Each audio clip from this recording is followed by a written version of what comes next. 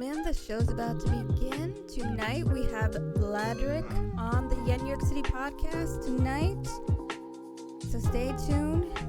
We're gonna have fun tonight. He's an OG drummer here on Twitch. Stay tuned. We're gonna start in just a moment.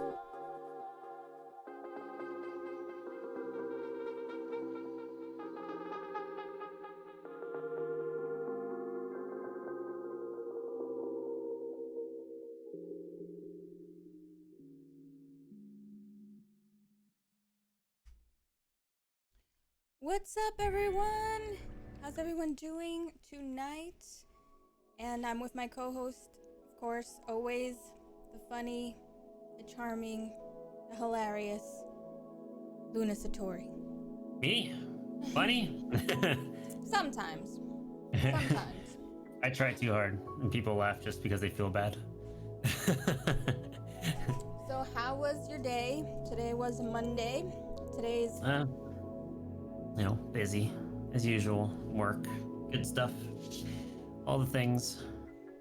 We had a blast this weekend. We really did. Hey, Ray Musica, what's up? Hey Ray, what's up? I can't see my chat for some reason. Oh, we didn't set that, did we? I have it on my phone in front of me. So if I'm not coming to you guys. I got you, babe. I think, is it letting me do it? It's gonna let me do it. There it is. Yay, now I can see all your beautiful faces. Rumple! I gotta talk to you, Rumple. Mike, right? We gotta talk. So guys, we're gonna actually have someone really special. I know I always say they're all special, but this one is one of the first drummers, one of the OGs, when it was just like, a couple of drummers, maybe like 20 or 30 drummers in the very beginning of, the whole Twitch drum community, the drum fam, like we like to say. Vladrek. Drum fam. Yeah, he's one of the first drummers that actually was, one of the head drummers, I would say, because I think the first 20 to 50 drummers, now there's like 100, right? I lost count. But so far, I've had about 29, maybe he's my 30th drummer on the podcast in the last year and a half. Sounds about right. Yeah. So I've been doing this podcast for 2 years, and slowly, I've been really having a lot of drummers because, you guys are awesome, and I really love having you guys. I like hearing your stories, how you started on Twitch, how you started playing drums in the first place. So yeah, it's going to be fun. We're going to get really into a lot of different subjects, and it's going to be a good time. So get your snacks, guys. I got my snack. I got my popcorn here. What do you guys have? I got Smarties.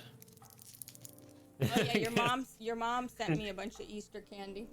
I actually got this from Sweetwater because I had ordered some sticks from Sweetwater for the electronic kit. So they just came in, and they like to give you candy every time you get the order from them, which is really cool. Gives you some snack. I like the Laffy Taffy, and I'm still waiting for my guitar, by the way. Uh-oh. Okay, it's been twice already back ordered, and I had to wait another 2 weeks. Oh, we apologize. I like Sweetwater, but I hope this time it's only 2 weeks and that's it. But with the whole everything backed up with the whole situation, I guess I have to be patient. But how's everyone in chat? How was your weekend? Shout out to Ray Musica, another amazing drummer. He was on the podcast. Raimundo. Yes, he was on the podcast. Drum fam, smash. How was your birthday weekend? It was his birthday the other day. I was in there. We were all having fun. Smash's birthday? Yeah, it was his birthday. The other day. When was your official birthday? Because I was in his stream, and we were all loving up on him and celebrating with him. And yeah, he was getting a lot of love, a lot of raids. You know how we do in the drum community. When it's somebody's birthday or anniversary, we're in there supporting. And we have a raid. You should coming in with the raid. Thank you coming in with that raid. Wow, what a surprise. Right in the beginning. You guys caught us right in the beginning. perfect timing. Perfect timing. Thank you so much, Misha. Misha Mayhem, thank you for coming in with that raid. I know that you are indeed a big fan of Vladrek because I know you're in there all the time. So you guys are in for a treat. Thank you everybody for coming in. If you're not familiar with me, my name is Jens, and this is Luna Satori. He's a drummer also here on Twitch, and I like to stream everything from IRLs of New York City. So if you love the city life, that's me. I'll show you all around New York City, from restaurants, venues, tours, beautiful parts of New York City. And I have podcasts on Monday. Am I really loud? It feels like this is very loud. No, you sound good. Okay. Yeah. And yeah, so we're going to be doing a lot now that spring's coming. And I wanted to do more of the IRL this weekend, but it was raining. But I got a lot of cool like video content coming up, and we went to a really cool museum this weekend. We went to the Museum of Ice Cream, and we got so many cool pictures. If you didn't see Luna's little clip of all the little parts that we what do you call that? That was really fun. It was like a highlight clip or something. Yeah, so we took a lot of pictures and it was super fun. Michael Stone drums, what's up? Welcome in. Shout out to Michael, another drummer here.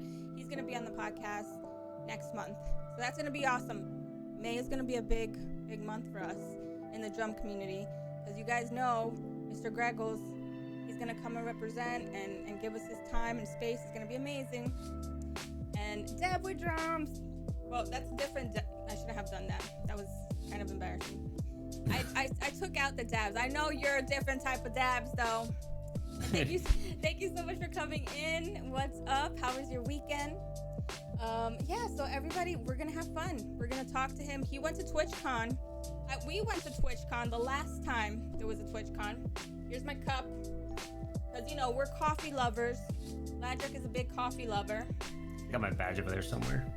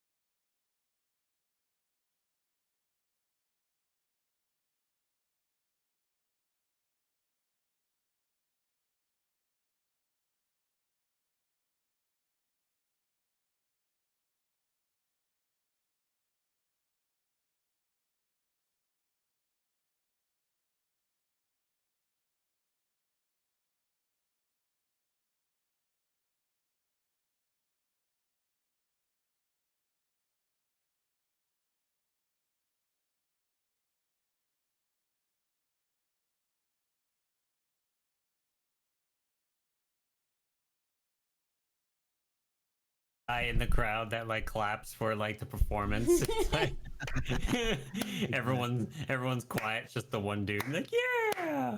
Hey, JoJo. Dude, that was awesome. You know Yeah, what's man. funny? Yeah. This weekend, because it was raining here, in New York, so we were like, oh man, we wanted to go to the Brooklyn Botanical Gardens because all the cherry blossoms are starting to bloom and it's like beautiful. I was like, oh, I want to go take pictures and feel the whole like everything coming back to life. And it was raining, so we were like, oh, why don't we go to a play? So we were thinking of going to a play because he's never been to a Broadway show. Luna, Oh, you have to go. you You have have to go. to go. Yeah, no, I haven't. I've been to like plays, but not like that, like as extravagant as that. What's everybody's favorite play and who? Well, Ray Musica knew right away what you were playing. He said he went down the Broadway rabbit hole and saw a bunch of I plays. know. I gotta get in. I gotta get in there. I gotta get him cultured, guys. Once he moves I to have New a York friend. City, we're gonna I have a do. friend that plays guitar in the pit, so like maybe he can get us some access. So Oh, where? You didn't tell me. the one dude that plays a lot of Dream Theater stuff from Long Island. Oh, okay. Oh, yeah. So what are you waiting for? Let's go. Next time we'll go. I really like mine is Phantom of the Opera. I love that one. I know it's like a classic and everybody's seen it like a bunch of times. That's my favorite. So Vlad, that song means something to you. I know you. We were talking before we went live. Yeah. The Newsies, right? Yes. So we're gonna find out why he chose that as his opening song. There's a story behind it, right? Absolutely. So, I guess I'll go right into it. So, actually, it actually goes further back than kind of what I've told you, even Really? initially on this. When I was a kid, I saw the Newsies, the Christian Bale film. Oh yeah, I version of love it that when one. I was a kid. It was so cute. And I know Christian Bale hates that movie, but who cares? Who cares about what he feels? But I remember watching that movie and then just being like completely enamored with it, and really digging a lot of the songs that were on there. So it was always one of my favorite musicals ever. And then of course you get to like Phantom of the Opera, which is a classic, which of course everybody loves. And if you say you don't love it, I think you're lying. I just don't believe you. But it got to the point where I kind of haven't been around much Broadway in a long time, until it was about, well, I guess it would be October 2016. We'll get specific with dates. Wow, he actually knows the I'm getting exact right into date. detail there. Yeah, Yeah, he could write a we know. book with details of like when the event happened. So it was because my birthday's in October, and the girl I was dating at the time, she like we had talked a little bit, and I mentioned, oh yeah, I like musicals and all this stuff. But I didn't like go into detail. I just told her I like musicals, and she went out for my birthday and bought me tickets to see the Newsies, who happened to be touring. I was living in Connecticut at this point, so she happened to be touring Connecticut. Oh And my she bought me God! tickets to go. We got a Yeah, raid. We got a Scorpion raid. What's up, everyone? Scorpion. What's up? What's up, my dude? Thanks so much for the raid. Coming in with 15 people. Thank you. You guys, we have an OG drummer, one of the first drummers here on Twitch when, drummers started popping like popcorn. I got some popcorn here, guys. Get your popcorn. We're going to be chatting with Vladrek, okay? He's an awesome person, very fun, and he's a big Dream Theater fan. So, he has super skills because he knows how to play a lot of Dream Theater. And he has He was just telling us a story. He was just telling us a story about how he started. Okay, but I just was excited. I was excited about the raid, and I wanted to We didn't want them to miss out on the story, so. Thank you so much for the raid, Scorp. Welcome in, guys. If you guys are not familiar with Vladrek, he's a drummer. Luna Satori next to me is also a drummer. I'm a New Yorker, and I like having musicians here on Twitch on the podcast Mondays, 7 p.m. Eastern Time, and also IRLs, and a bunch of new content coming up in the spring.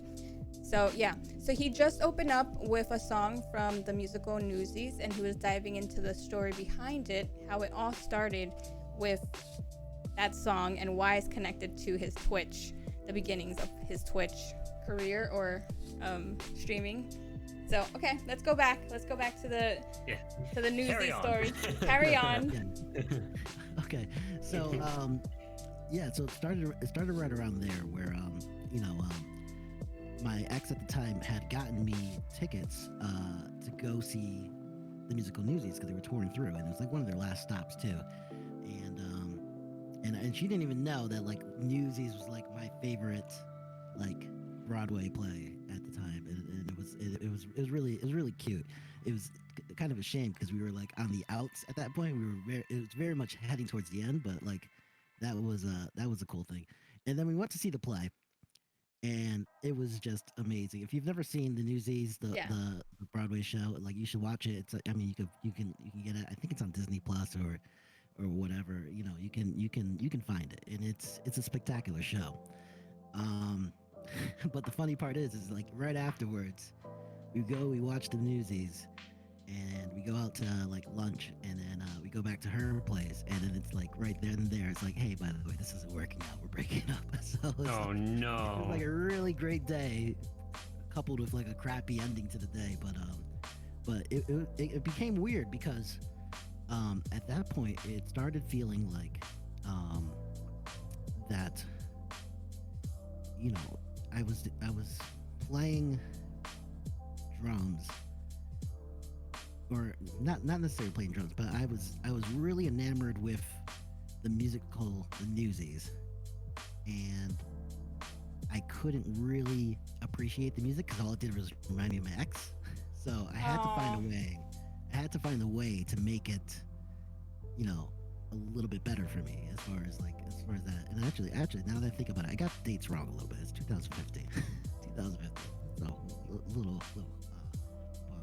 But because I remember at that point I didn't even have an e-kit at that point. So and I remember just struggling with kind of being able to listen to the album and really be able to appreciate, you know, kind of the love I have for it, because, you know, at that point I'm already a Dream Theater fan. If you know anything about like Broadway musicals, like, you know, the things that I like about Dream Theater is the odd times, or prog rock in general, the odd times, the constant tempo shifts. That all exists in Broadway music. You know, as far as like, you know, they play really to the way people speak sometimes, and that's not always a consistent 4/4. It's rarely ever. So it was something that was really appealing to me. And then, you know, eventually I got my first e-kit, which was an Oasis DM10, which is, we'll get into that, I guess, maybe not. We'll get into equipment. Yeah, we'll nerd out. but essentially I got that, and my goal wasn't even to play like Dream Theater or prog stuff. I was just like really interested in playing this Broadway stuff. I was like, I bet I could drum to it, and I don't think people are really drumming to it. Like you look up YouTube videos back then, it's like you couldn't really find a whole lot on that. And I was like, that's something I would like to do. And you know, so it was really about a year of struggling with kind of the events of what happened with kind of related to the Newsies and like my breakup, and that was a breakup that I took really hard because I did feel like a lot of it was my fault. So I kind of took that, and that one I was like, it was very clear that I was like, you know what, I just need to focus on myself. And then you know, it was a year later where I started playing these things, and I'm like, oh, you know, now that I'm playing this a lot more, you know, I feeling comfortable enough to actually like show people what I'm playing. And that's when I decided to go on live and try to broadcast it. And at first, you know, tried like YouTube, you know, it's like, that was my initial focus, was like, oh, let me just try making videos for YouTube. Mm-hmm. And that didn't really work out for me, as far as like, there was just a lot of, you know, video editing, and that wasn't something I was entirely interested in doing. As far as, it's a lot of detailed work you got to put into it. Right. And I remember doing a cover of Pull Me Under, and I just remember trying to record a take of it, and it's just like one, you know, mess up in the section here. I'm like, all right, we're starting over. And then another section, it's like, all right, we're starting over. And I ended up doing like 50 takes of that song. And then and just from that, I was like, you know what, I think I'd rather live stream than do these videos. So that's when kind of the idea got into my head of live streaming. And it was also coupled with kind of this other thing where, you know, for me, my job wasn't very fulfilling for me, so I wasn't really happy with my work.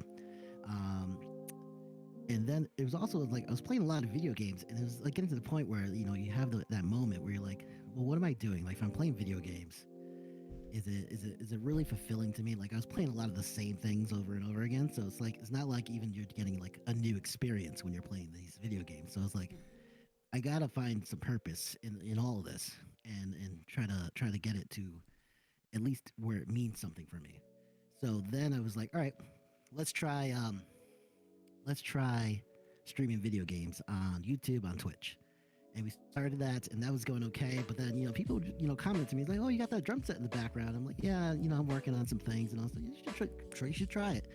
And and then slowly, like my confidence kind of built up. I was like, I'll give it a shot. There was a few times where I would like kind of hop behind the kit, try a few things, and get that going. But it wasn't really till January January 1st of 2017 where I was like, you know what, let's just do this. Let's go full steam ahead with the drum streams and see where it takes us. So that's kind of the origins as far as for me how I started drumming on Twitch is kind of that whole process of dealing with a breakup, trying to find like just being in a really bad place as far as like life, work, even like mental state, and just trying to find what is something here that I can make into a positive for me.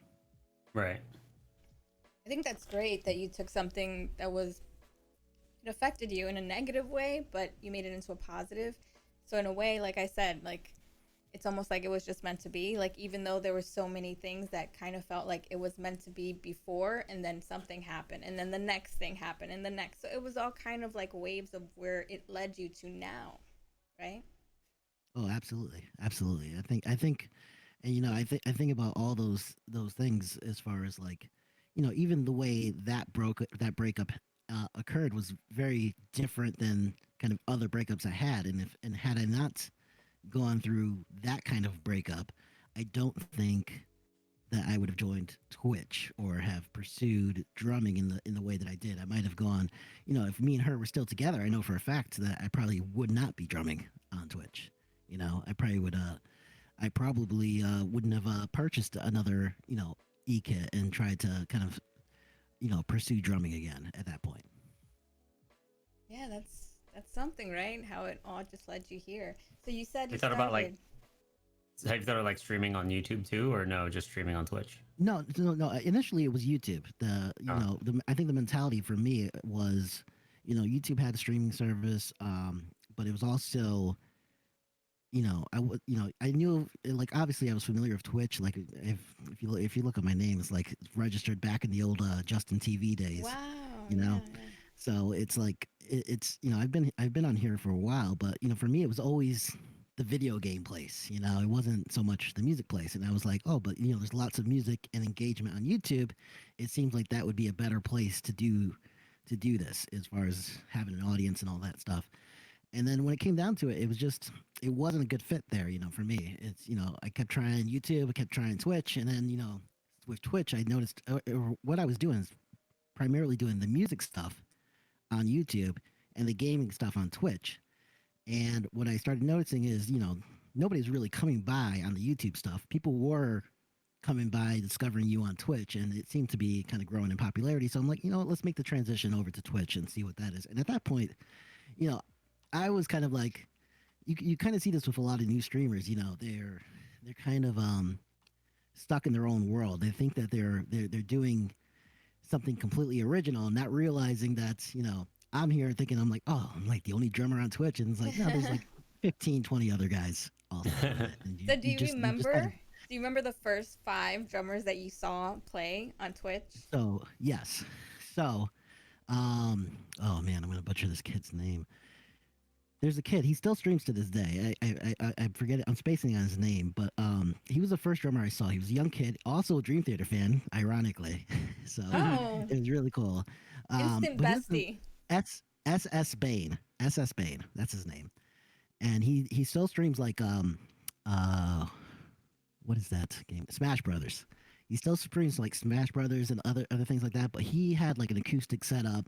He had just started streaming, and he was really kind of coming just out of high school and doing that. And I remember seeing him, and I'm like, oh, here's a guy who's doing it, and that's really cool. Yeah. And then apart from him, it was also a guy named Happy Drummer. I believe he had a different name back then, but most recently he was Happy Drummer. He doesn't stream on the platform anymore, um, due to some unfortunate circumstances and decisions he made. But he was another drummer here. I believe he's German, and he was just always smiling, liked to play rock music, and that was really cool.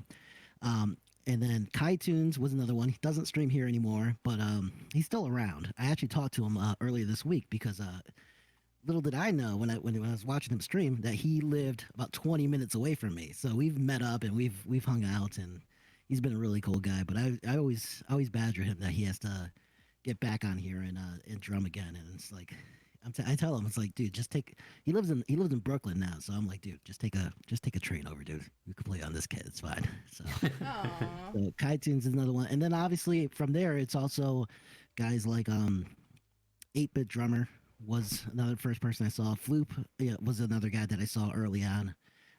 SP I saw a little bit later because SP was kind of in a hiatus at that point. Mhm. So he was kind of streaming maybe once every 2-3 weeks. He didn't have that same consistent schedule, but those were primarily the drummers that I noticed early on.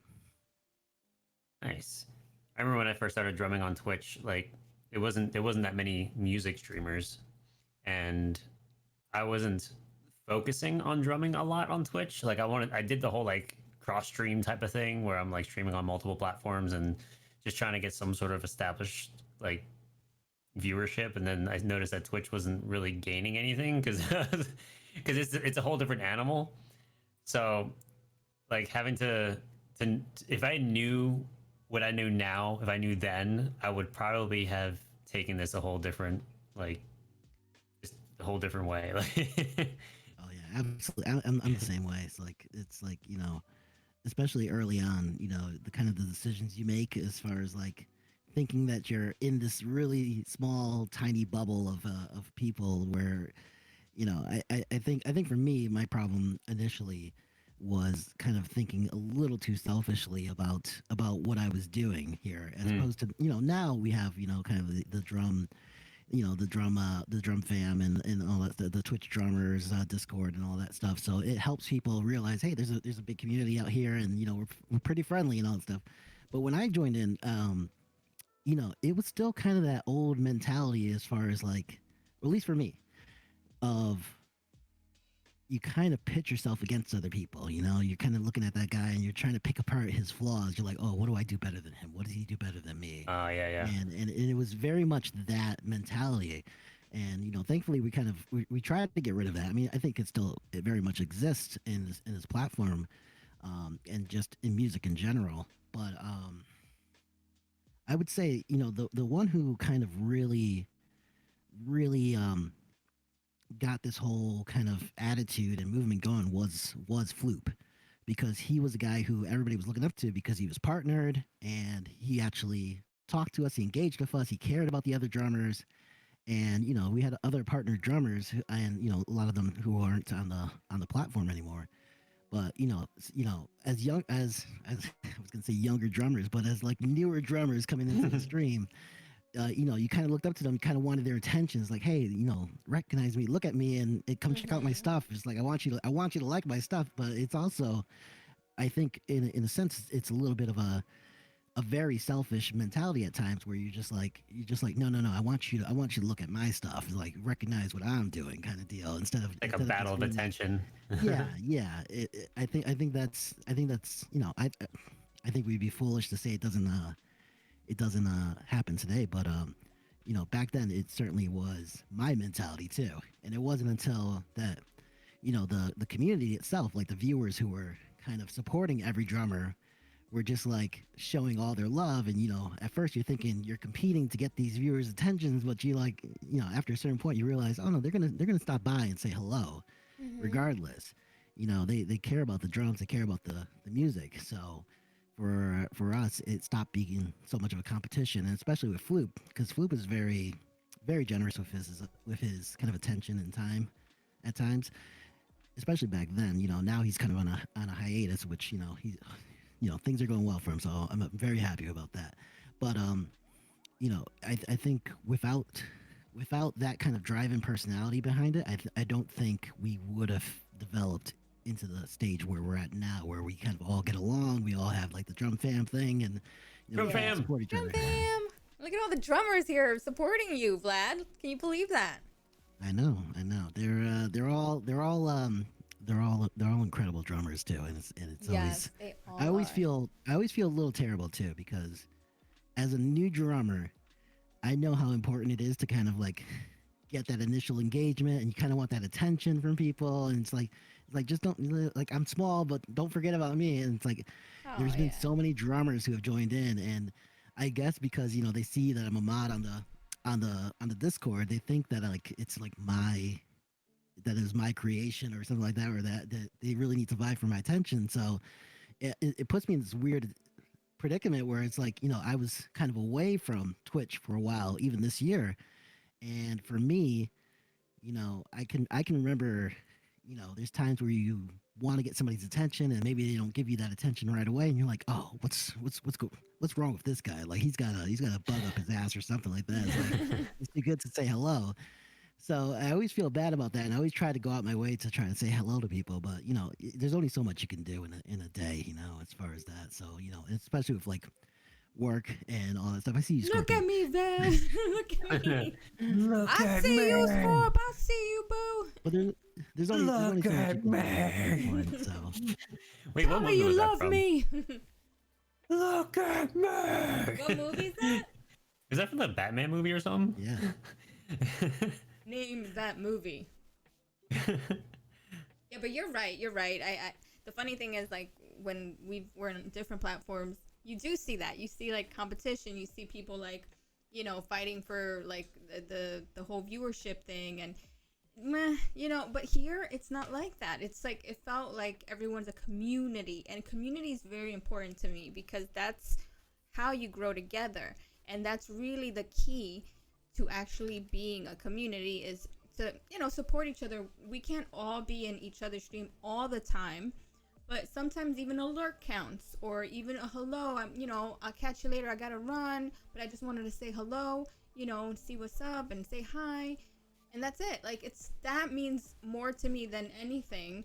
It doesn't matter if they can be in every stream, because you'll see them come. Like, if like a group comes, then another group comes, and there's so many, there's so many.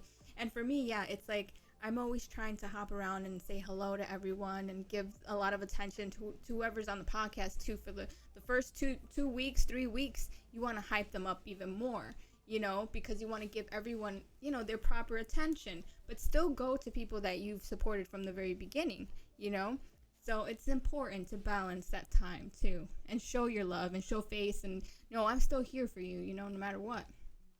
Right. So, yeah. Yeah, it's funny because I think it's still, it still happens even today, as far as even when we bring new drummers onto the Discord, they're always a little wary. They're like, wait, what are you inviting me to? Like, what? It's for, like, the drummers are there. Like, what? Why are you bringing me into this? It's like, I think a lot of times some people come onto the stream or come onto this platform, and they're like, and they view it as a competition. And to a certain point, let's not fool ourselves. It kind of is. You are competing for views at during certain hours of the day. I mean, that's very true. But I think for us, our big thing was how can we keep the community from kind of fracturing out completely and being there to support each other. We got another raid. Hello, Sir Venom. Welcome Arnis. in. Welcome in. Welcome Thank you in. for the raid. Thank you so much for the raid. Arnis. Bernice. Did I say that wrong? No. Arnis. Thank you That's- so that's a- much for the follow. Oh my Are we God. getting close? That's Adonais. She's a fantastic supporter of the stream Oh, too, thank you so because much for she's coming kind of the reason in. that I Oh that I wow, you stream guys so are much now. coming. Oh, thank you so much. Yes, check her out. She's an awesome streamer. She's a female drummer, guys. We need more female drummers. And I'm there, girl, supporting you. I went to her stream the other day. It was popping in there. Everyone was in there supporting her and rooting her on, and I love that, because I just started watching her, and it's fun because you see, people getting like really excited when they meet somebody new, and they're like, oh, who's this? and everyone's there, just showing up and just showing that everyone that comes in that they're not familiar with, everyone kind of wants to like know and friend, you know. So I really like that. That's what's special about the drummers here. So yeah, Drum thank you fan so party. much. Yes, we got a party going on. Thanks so much for coming in. So how was your stream, guys? Wow, thanks everyone for the follows. I got you guys coming in hot. Wow, it was how many of you guys? Thank you so much. I really appreciate you. This is Vladrek. Vladrek is an OG drummer here on Twitch. He's been here from the very beginning when, the drummers started getting bigger and the crowd's gotten a lot larger. There's a lot of drummers here on the stream right now in chat. And yeah, so and also Luna Satori is a drummer. I'm here in New Yorker. I love having podcasts with different musicians. And drummers are really big here on the podcast. I've had over like 30 drummers now on the podcast, and I love my drummers. But we've also had guitar players like Matt Boros. And I see you, Faceless Clown. And who else came in with the raid? Hey, brand new love song. And 40-year-old drummer. He's going to be on the podcast too next month. So lots of love to you guys. Thank you so much for everything and for coming in with that raid. So Vlad, we were just talking about how the community is here on Twitch. It's awesome, as you guys can see. Yeah. And we mentioned TwitchCon too at one point. That you were at TwitchCon and part of the drum like gathering and stuff. Correct. So it's funny because I actually I've been to 3 TwitchCons, and the first TwitchCon, which was for me was 2017. It was not the best experience. Let's put it that way. The first one? The first one for me was not the best because if I'll be frank on this, when I went down, we want to hear stories, right? We want to hear stories. Let's hear it all. All right. So when I went down there, I'm thinking, oh, we're drum fam. We're like we're all cool with each other. All I want to do is meet up with these guys, go out for drinks and hang out, go out for dinner and things like that. And that's all I want to do. Yeah. And you go to TwitchCon, and it's very clear that people have different objectives at TwitchCon, which is fine. There's so many people in one spot that you can have your different objectives. Mm-hmm. But there was and TwitchCon itself is kind of funny because it's not like here where you have a stable group of streamers, but you'll also have a stable group of viewers who just are going to view you and are going to be fans of you. When you go to TwitchCon, you always see so many partnered streamers who get like hundreds of views or thousands of views on Twitch, and then they're just kind of hanging out by themselves, kind of at TwitchCon, and you're like, oh, that's kind of weird. Like this weird thing. It's like we're all like it was like too many content creators and not enough fans at an event for it to be like really at least the first one. I think since then it's been a lot better. Or the first one I went to. I shouldn't say the first one. But yeah, no, when I went down there, it was a kind of a sobering experience because I'll admit I came away from that being like, I don't know about Twitch. I don't know about Twitch. I don't know about this drum fan thing. I don't know about any of it. Like as far as just because I felt a little disappointed because I was thinking, oh, we'll all go down there, we'll all hang out together, and then honestly, it became a point where it's like, oh, it's kind of just, I kind of had to figure my own way out around it. And I met with a lot of incredible streamers too. I mean, from there, I have relationships now that are stronger than kind of anything that I've built since then. As far as like, perfect example is Hannah, that violin chick. If anybody's familiar with her, I knew her, but I wasn't very close with her. But after TwitchCon and being around her and just how gracious she was with her husband and just willing to kind of go out on a limb, make sure that I was okay, and make sure that if I didn't have anything to do, that I was part of their crew, kind of deal. Cool. That cool. really solidified it with me. And then you had other larger streamers who were doing the same thing. Laura 6683, she's the same way. She was very much like, if you were there to talk to her, she's like, okay, you're hanging out with me. Let's talk. Let's hang out and let's be cool together and all that stuff. And a lot of other people were like, oh, hey, how you doing? Anyways, and they'll talk to somebody else or they'll kind of go on their way, kind of very, very, very quick interactions. But those kinds of people were, they stood out to you as far as when you actually interacted with them. You were able to say, okay, these people are genuine, and they were, So there wasn't a important. facade there, Hmm. right? I can't So wait. for I just heard that they canceled this year. Is it true? This Yeah. year's not gonna happen. Damn it. Yeah. TwitchCon. yeah, unfortunately, But we can probably try to plan something in New York. We were So thinking of doing something. If people are willing to come, like I rent a space and we have like go to a park or something like Central do Park. something. Like I'll literally rent a space. Like if I know enough people are coming and like I'll do the whole thing. But yeah, if there's enough people willing or wanting to come, it will be fun. But yeah, I really, really want to meet a bunch of you guys that've been on the podcast, people that I watch. I feel like I've grown like real friendships and connections in the last 2 years. And when we went, I was already watching music streamers. I was really into the whole music thing, and I remember I was watching more music streamers than game streamers, and Luna was doing a lot of games, a lot of game streams, and I was like, there's like this whole community of drummers and da da da da. And that was when me and Sunfire were like talking about TwitchCon and stuff like that. I was like, oh, I want to meet you, girl. Let's do this and stuff. And I wanted to go and be girlfriends and hang out. And she was like, yeah, I'm down. And so I was like, let's go meet her. And she was there with her partner and stuff. And then he went off to a video game type of lecture or something with his friends. And I said, we should go to like this meetup with all these musicians. He's like, well, I don't know anybody. He's kind of, I'm like I don't know. I guess I'm a social person, like as you see, this is why the podcast ended up happening, right? I'm a people person in that natural way. And he's kind of like introverted, even though he's a drummer and he's like super funny and, but like in person, he's kind of reserved. So he was like, I don't do that kind of stuff. Like, I don't want to be in there. And like, I was like, you have to start getting to know people and like mingle and stuff. So I'm very introverted. Yes. And that's the thing. A lot of drummers, a lot of streamers are actually secretly introvert. Like they are like that. Do you find yourself being that way and the platform being like center and being like a drummer, like people watching you and you're in the front now? Has it changed? Has it changed you? yeah. So I'm not sure if that has changed me, but I'm very much the same way. Like as far as with Luna, like I look at Luna sometimes, and I'm like I can see a lot of the same things that I've had in my personality in the past, as far as like being an introverted type.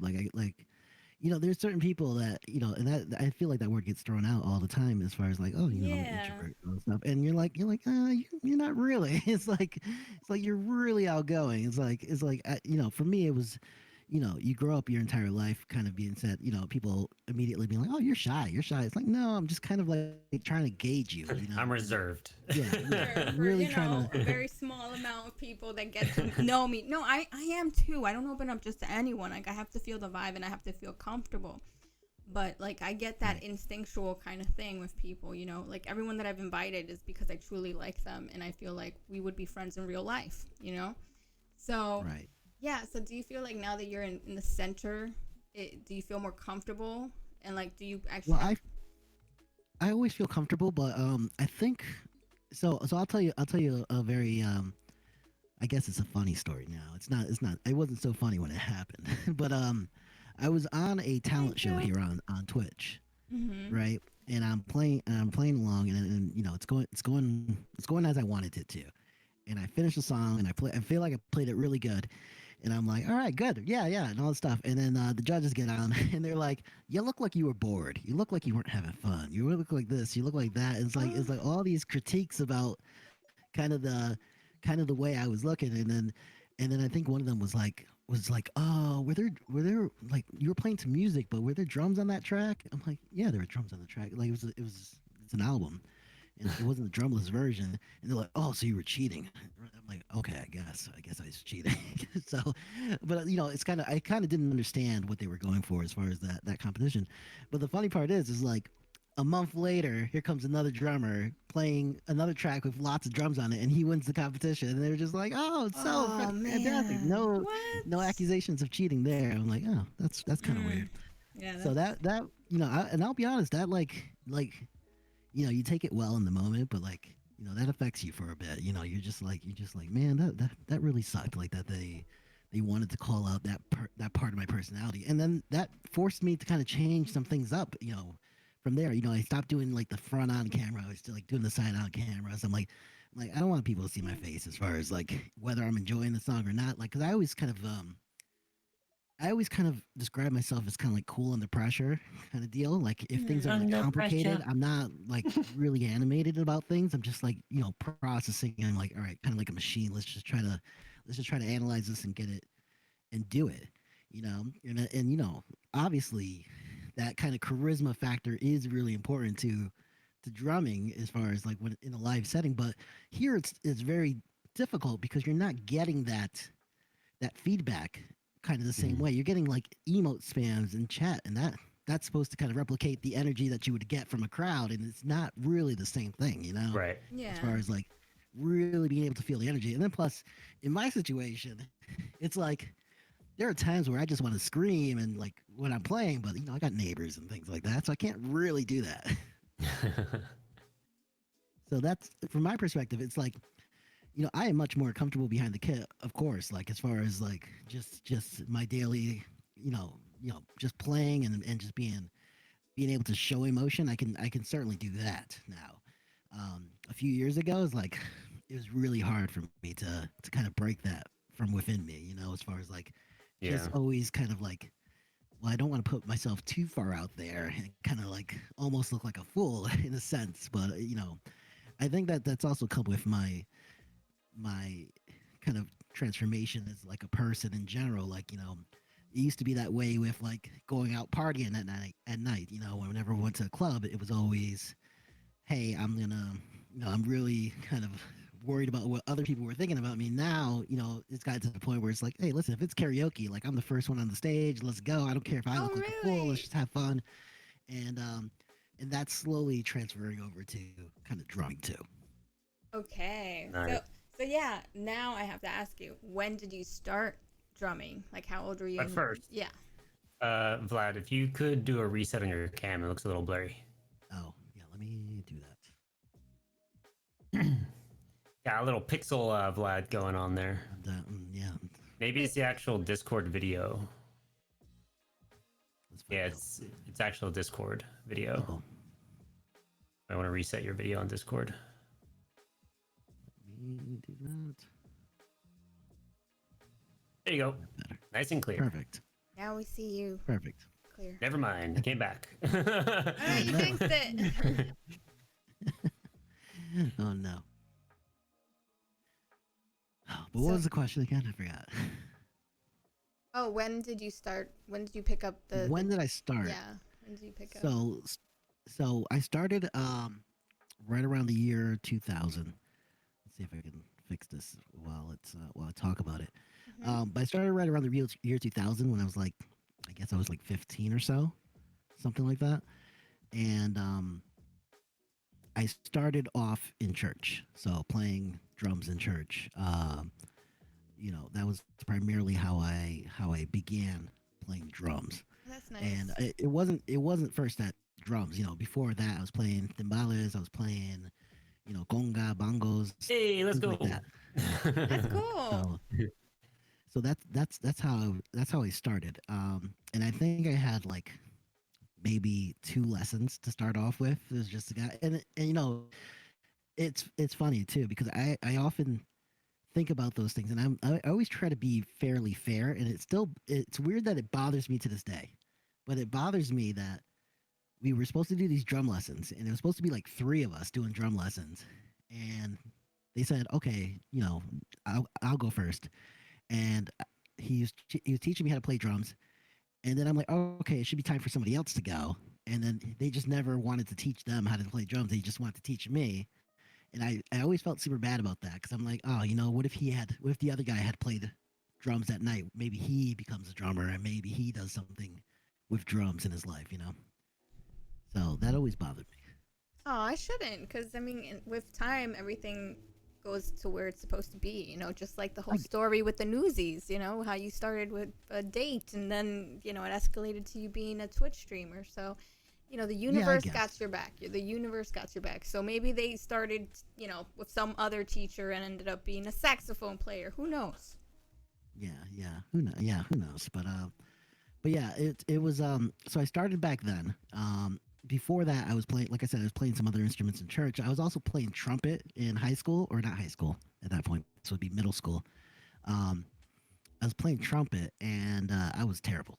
Terrible at trumpet, didn't really practice, and I think before long they were just like, yeah, he's just next year he's just not going to be in band. So Mhm. so they took me out of band for that. But that's kind of how I know how to kind of read music, you know. And it's something that even when I played drums, kind of learning drums, I would always do like makeshift notations, which in the end it actually came out to being fairly similar to how drum notations are done. But I would always do that whenever I was trying to practice something complicated, because I wasn't really into prog rock back then, but I was into a lot of Afro-Cuban stuff. And when you're playing a lot of the Afro-Cuban stuff, there's a lot of, you Oh. know, tricky syncopated drum grooves that are on there. You know, you're playing like cascara patterns or clave patterns, and it's really, there's a lot going on. So for me, it was really important to notate that stuff. And that's kind of how I got my start, was just through church, playing church music. And it really, like, early influences for me, like the drummer I wanted to be was like playing on stage with Santana. You know, that was the kind of drummer I wanted to be. I wanted Oh, to be that's that cool. Latin jazz kind of guy. And I was really resistant to anything rock So you or like heavy. Tito Puente and like that kind of Yes, stuff, like with the absolutely. Latin flavor. Absolutely, yeah. And you know, my first like drum hero was Horacio Hernandez. I'm not sure if you guys are familiar with him, but he's you know, he's a Cuban drummer who's kind of popular for kind of popularizing left foot clave techniques and all that stuff. You know, other people do it too, but he was the first guy that I saw that I was like, oh my god, what he's doing is exactly what I want to do. You know, so that's kind of where my start was I used with it. to listen to a lot of Alex Acuna, Oh yeah, the Alex. Peruvian drummer.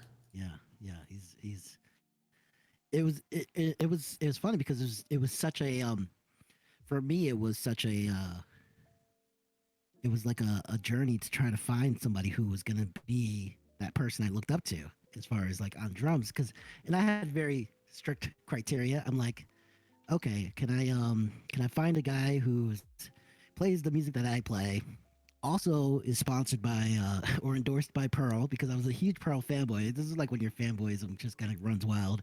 It's like endorsed by Pearl, has Zildjian cymbals, and maybe he has Regal tip uh, drumsticks. It's like, oh, Horacio, he fits all three at that point. It's like perfect. This will be my guy.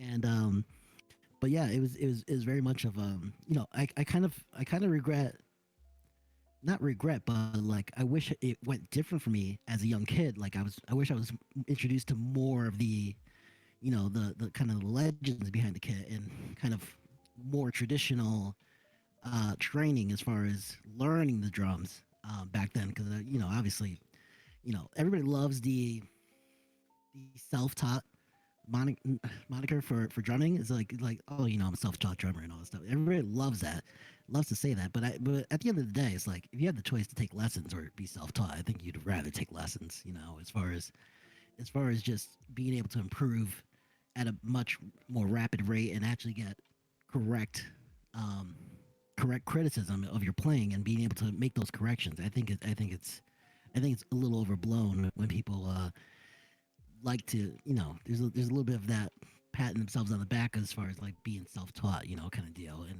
you know, in the end, you know, for me too, it's like I would, even now I'm like, dude, all I want to do is like take drum lessons, you know. Yeah. I mean, Are you by any chance sharing your Discord with your OBS, or is it OBS virtual cam? It's OBS virtual cam. All right. Yeah, I don't know why it's still a little blurry there. Hmm. I think guitarists are the same way. A lot of guitarists are like, oh, I'm self-taught, but you know, not everyone's gonna wake up and be Jimi Hendrix and be self-taught either. So that's Right, that's right. that's something that, you know, it's no shame in that. You could take lessons and learn music like the proper Having the way. Yeah, Latin background really helps a lot too with like rhythms like having to Yeah. play like the salsa and merengue and stuff like that, and you know, it really helps with like coming up with patterns that most rock drummers or metal drummers won't even think about. Yeah, Yeah, yeah, for sure. Having to blend it, yeah, and I think that's the other thing with being kind of I guess classically taught or however you want to phrase that as far as actually having a drum teacher. I think you get away from kind of playing locking yourself into one style, because I know for me once I started getting into the prog stuff it became, oh, I want to play this thing like Portnoy plays it, and I want to play Portnoy's fills, and then, you know, you start analyzing your drumming, and you're like, oh, this is very Portnoyish. Like I'm just becoming like a yeah. copy instead of like having layers to myself where it's like, oh, he got that from Portnoy, maybe he got this one from Gavin Harrison, or that one from Horacio, or from Steve Gadd, or anything like that. Mhm. So I think that's a trap that we kind of fall into sometimes, especially early on. Yeah, I got tired of being called out for being a Mike Portnoy copycat. Yeah, yeah. I was It's like, funny. ugh. It's funny now too because I even get the you get the you get the comments too, and I still get them today. As of yesterday, like somebody made the comment too, and they'd be like, yeah, because this person's a great drummer, and Vlad, you play Dream Theater, and I'm like, oh yeah, I'd like to be a good drummer too.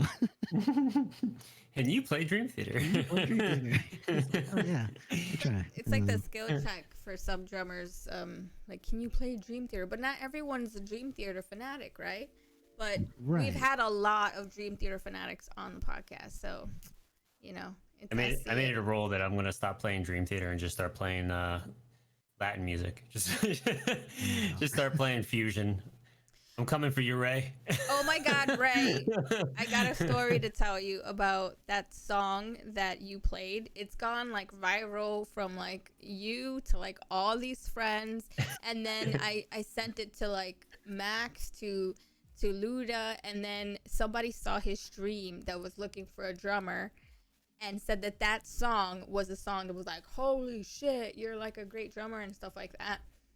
Because I requested that song because I said, this song is fire. It has the metal, flamenco, and jazz in it. That's like, Yeah. like what? It was so amazing. So I think everyone that has had like a little taste of that is like hooked. And they're like, we got to hear more of that band. So I like fusion now. I'm starting to really, really get into that, Ray. So shout out to Ray. Yeah, SB in the house.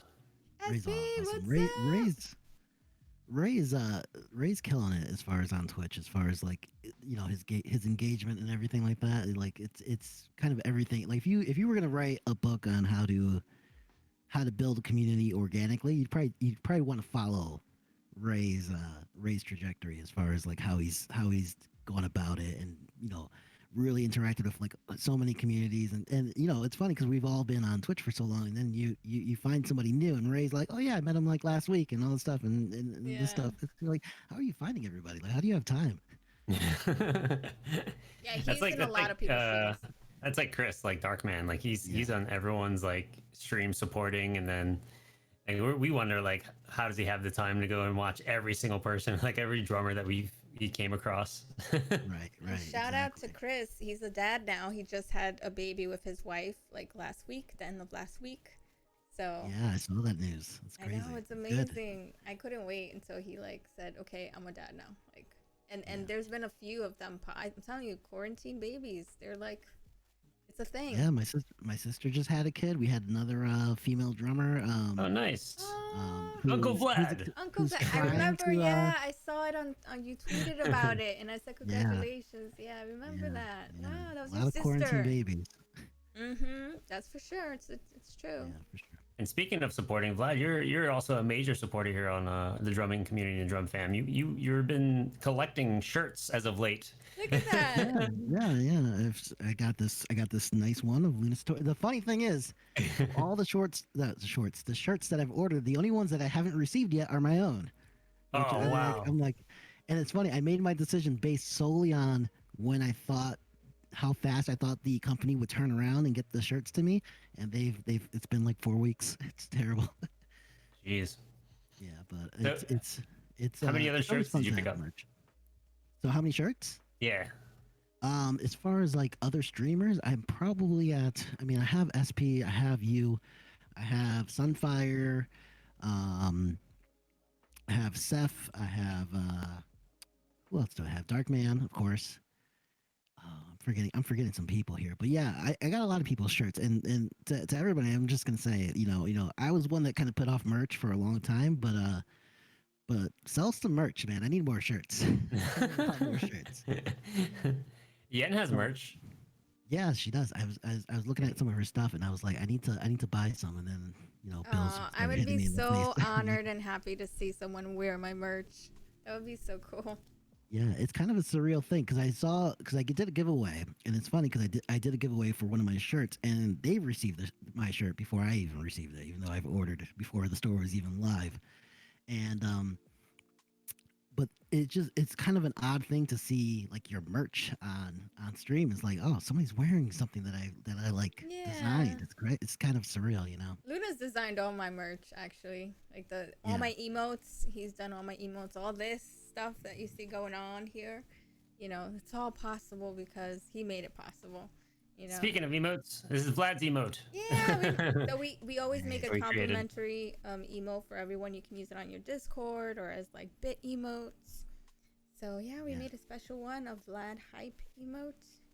I've been missing a hype emote, so this will go perfectly. Got you. Got you. Your hype. We gotta hype you up, Vlad. We gotta hype you up. So I'm gonna see if I can correct this video thing real quick. I was It trying looks to hear. good now. Yeah. Oh, it doesn't. You did Okay. something. What did you do? Okay.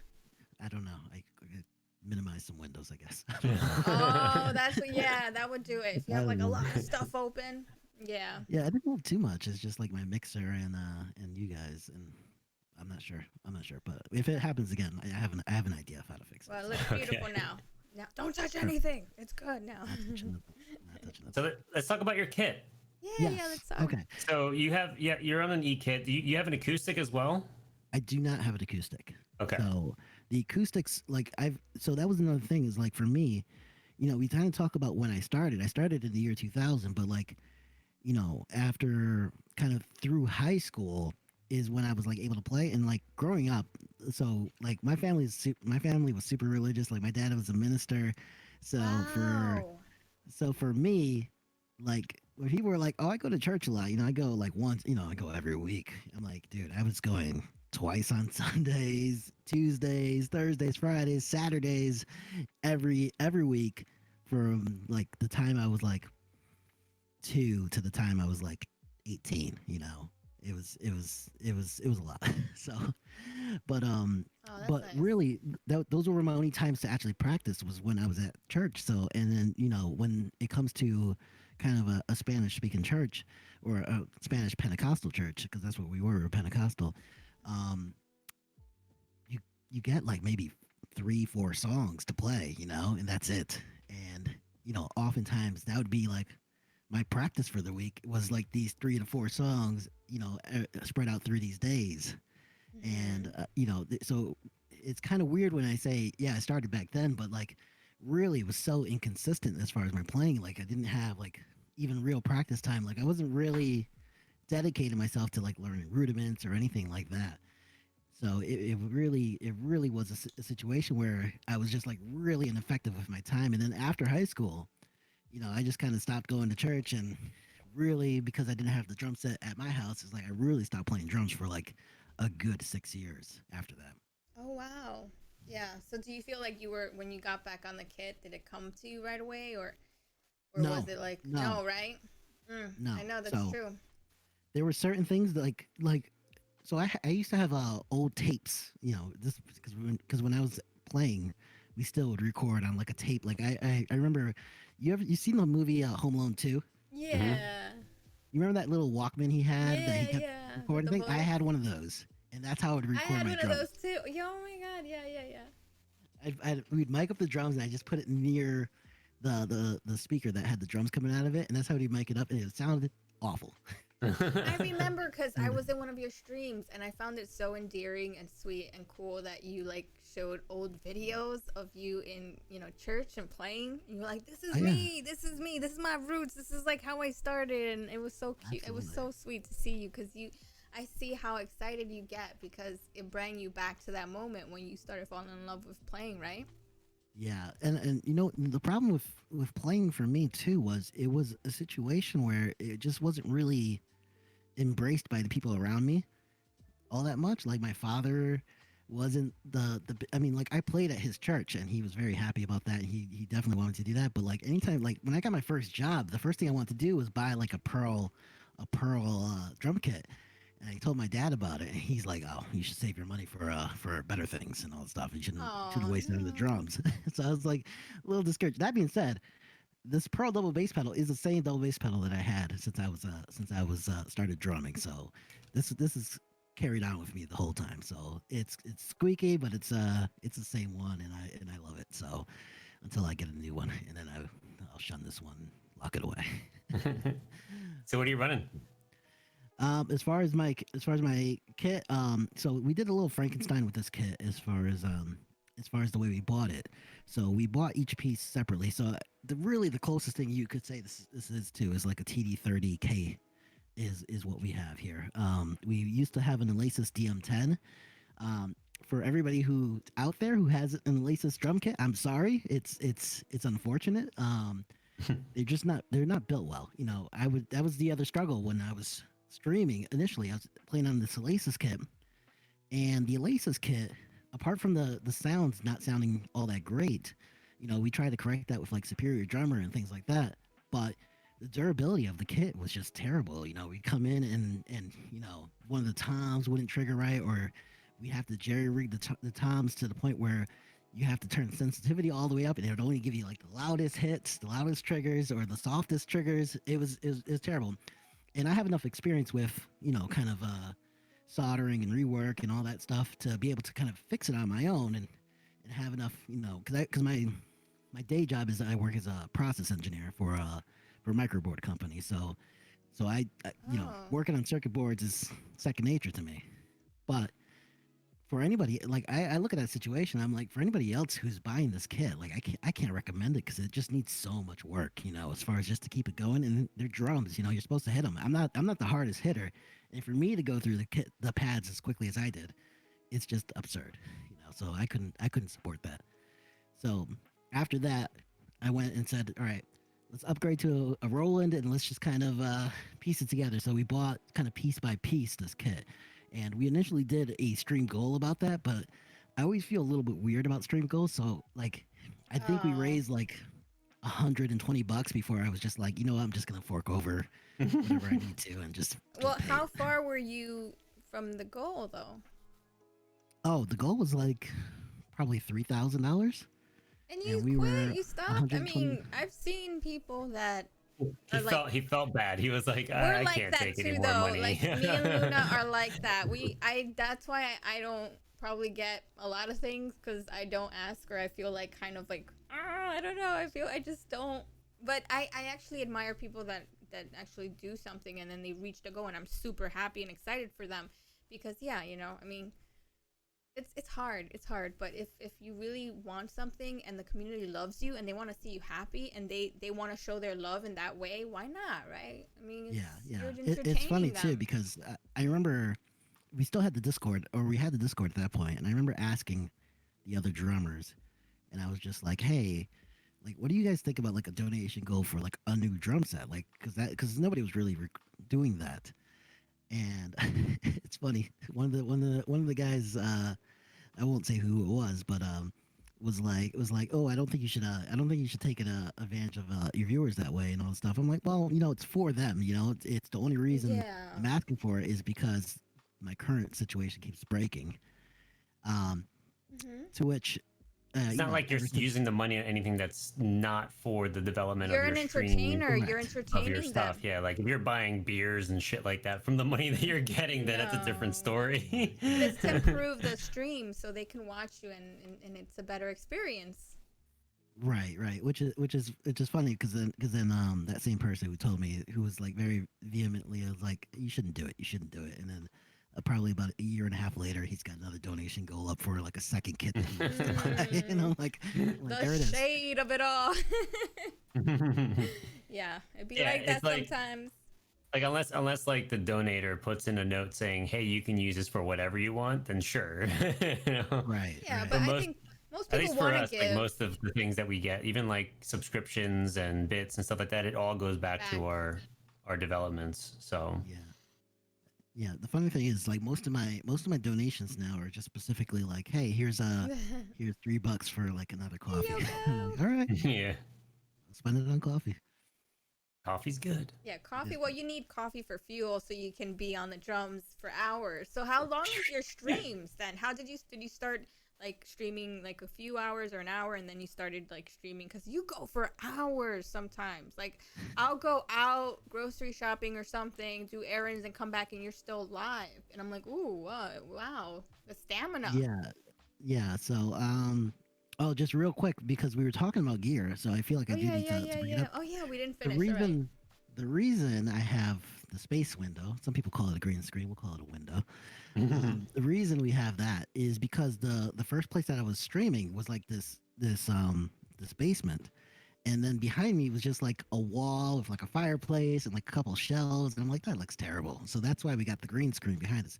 Had I been smarter, I probably would have just gotten a curtain, and it would have saved me a lot of hassles going forward. Because green screens, obviously, you're worried about lighting, you're worried about kind of camera angles. It's the reason I broke down this kit um, Saturday and just kind of reset things up because I was like, dude, these camera angles aren't working, and I need to reposition this. And all I did with the drum is I repositioned it like maybe a foot to the right, and it's changed everything.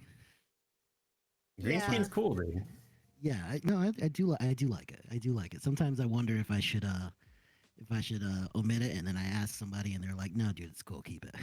Yeah, it works for what you for what you do. It probably won't work for me, but you rock it well. Yeah, well, we try. Well, I think for me, like, I when I started streaming, I remember watching specific streamers, and I think initially the way I started streaming was I saw that one of my old high school friends was streaming, and I followed her, and I was like, I started talking to her about it, and she was like, "Oh yeah, this is really cool." And I remember she rated somebody, and the person she rated was like controlling a little, like they had like the avatar dog version of themselves where it would talk for them and all that stuff. I'm like, "Oh, that's super cool." And then they rated somebody else.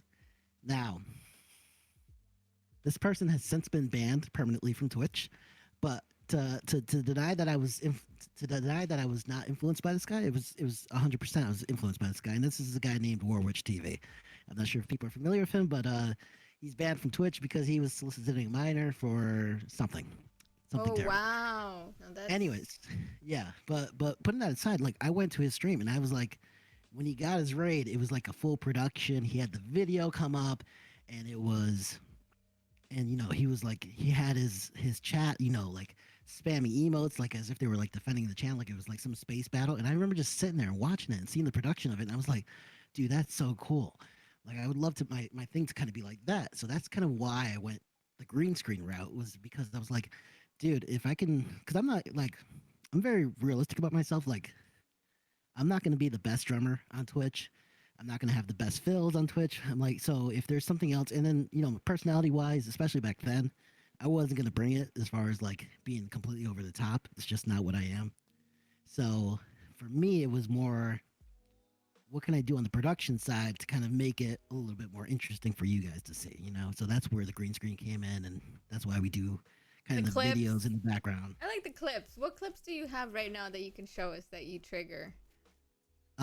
So I do like the Starship Troopers kind of raid kind of anytime I get a raid, it's just immediately into a Starship Troopers kind of diatribe as far as this. I can then play it for you, but I don't think you'll hear it. But here, I'll show you what it. Thank you for the follow, Lugo.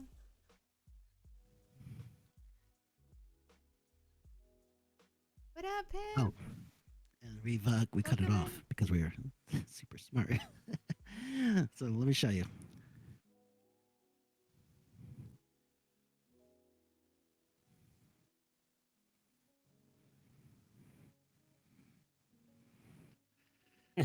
Nice.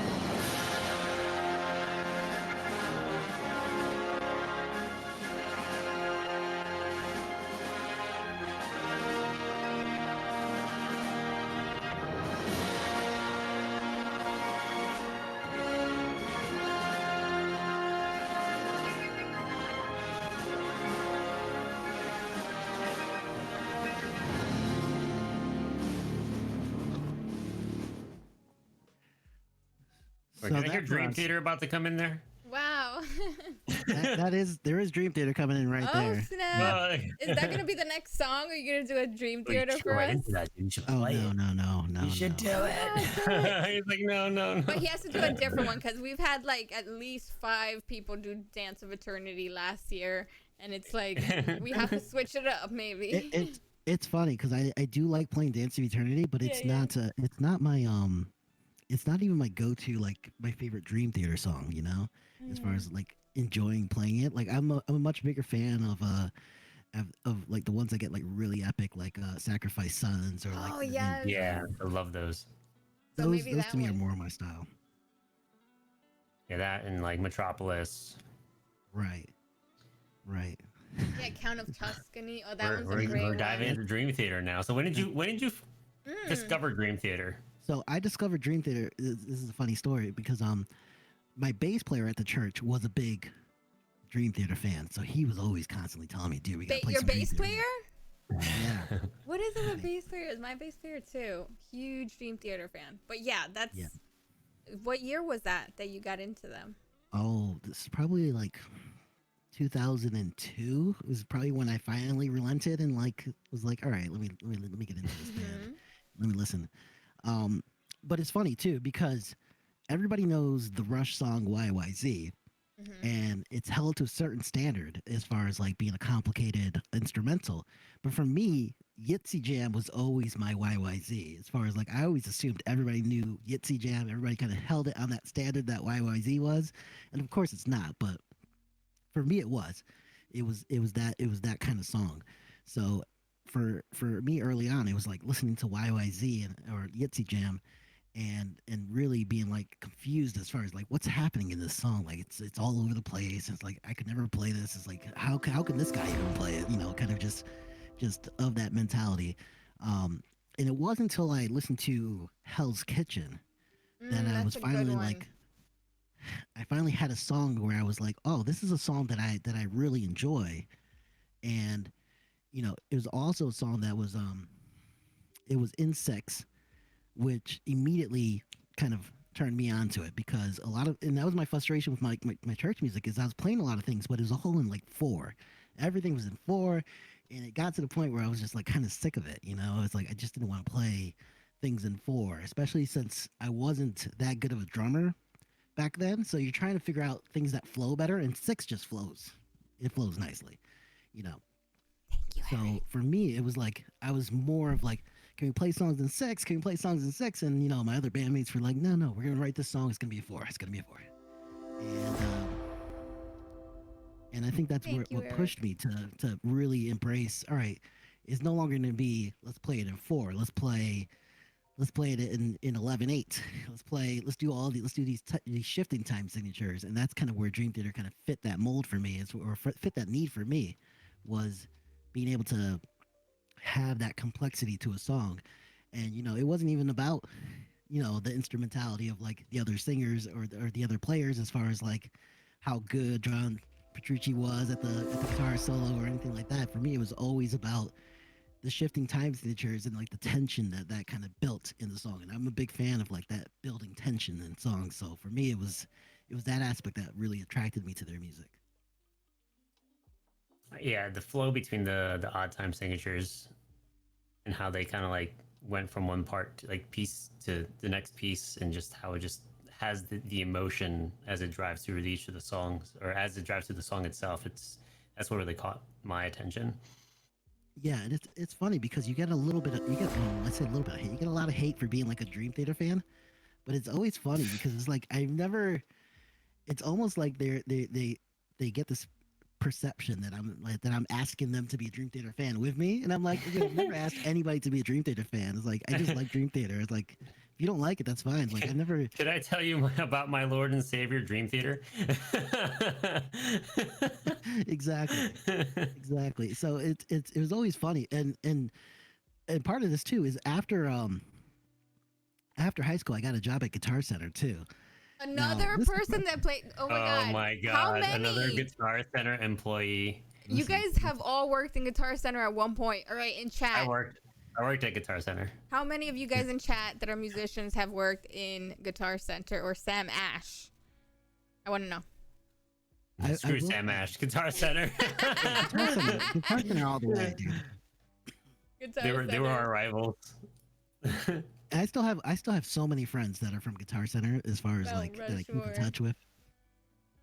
I still go to like the Guitar Center where I used to work, and like there's still people that work there that when I worked there still work there. Oh man. Yeah. And I'm like this is their life. This is their job. Like this is all they have. It's like, oh man. Right. It's funny. I just wish I was older when I worked at Guitar Center, because like they were having they were going out and like supporting, like doing a lot of the stuff that we do here, but in a live setting as far as like supporting each other with their gigs. But I was like under 21 at that point, so I was like, can't really go out and drink and all this stuff, so I can't really go and support you guys. So did every paycheck go for like gear and stuff?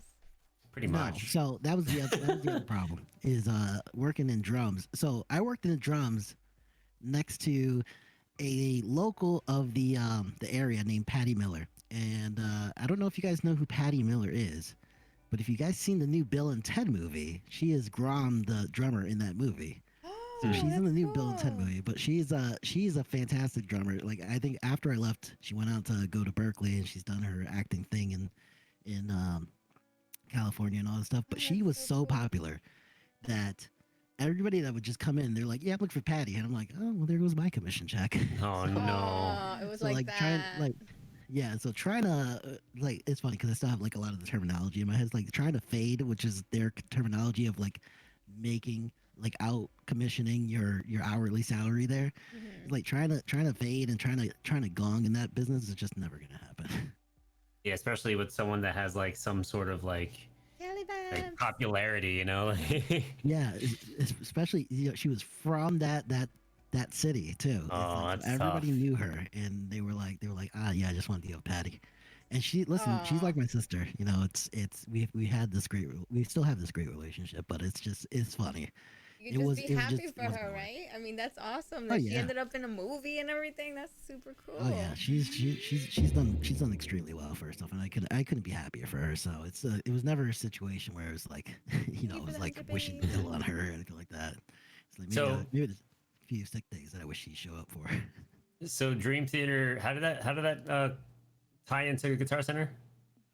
Oh yeah, we're going like all over the place. Yes, sorry. It's fine. So part of the thing at Guitar Center is you're supposed to play like the vibe of the or you're supposed to play music or like a video. Yeah, video. Yeah. For me, it would be Mike Portnoy's video. It would be Thomas Lang's video, but usually it'd be or Marco Miniman. Marco Miniman was at the same time. Yeah, same extreme drumming. Yeah, that was on there. And then when I got tired of those, I would bring in like live at the Budokan, like Mike Portnoy's drum cam version, like bringing scenes from memory. So it would just be lawless Dream Theater played. And at one point, my store manager is like, "Listen, some people don't understand the vibe of Dream Theater. Okay, you can't just keep spamming Dream Theater in the in the store in the department. So you overplayed it, and they were like, "Okay, enough." Yeah, he had to say something. So Oh man, I think You gotta cycle it. You gotta cycle it. There's a lot of videos here you can use. We demoed these out. You gotta play them all. But Luna said he used to overplay which drummer how-to video or something. I would in Guitar Center, I would always play Miniman's video. Yeah, I would play mentioned it. there was another guy I would have up there a lot, but it was always Miniman. yeah, him and Bobby Jerzonbeck, like, it was the other guy for me that I was like, oh, who's this guy? I was like, he's drumming barefoot and he's doing all these crazy things. I'm like, that was the other guy I would put up there. Chris, Darkman is in the house. Congratulations. Everybody say congratulations to Darkman. He just became a daddy and he's a big Dream Theater fan. So of course he had a slide in when we were talking about Dream Theater, right? Yes. Congratulations, Dark. Papa Dark Man. I know. Now we gotta change his name. Nice. So that's how you came to knowing who Dream Theater was. Yeah. So and then if you're really like, so I'll try to make this quick. I know I just go on these long diatribes. It's fine. No, you're good. Yeah, we got time. We got time. I got Sure. popcorn. You guys got popcorn? Popcorn? Yeah. Yeah, wild. Popcorn and So water.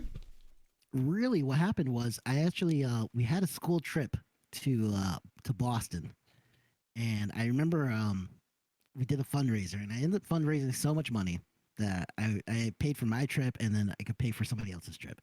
So I paid for this girl's trip because I was in high school, and you always pay for the girl's trip because you like the girl. Oh, what a gentleman. Anyway, she's like, so part of the condition, she's like, oh, you paid for my trip, I'll sit next to you on the bus. Okay, we go to Boston, we do whatever we do. I go to Quincy Market, and there's this little underground area that's a music shop, and in there they have a DVD copy of live scenes from New York.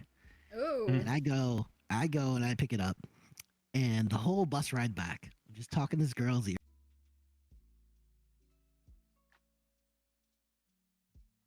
I don't know what happened. We're back. Hold on. Wait a minute. It disappeared. We went poof. Yes, we did. You guys could still see me. I don't see you guys. Yeah, you gotta click on the podcast to view the videos, and then make us full screen.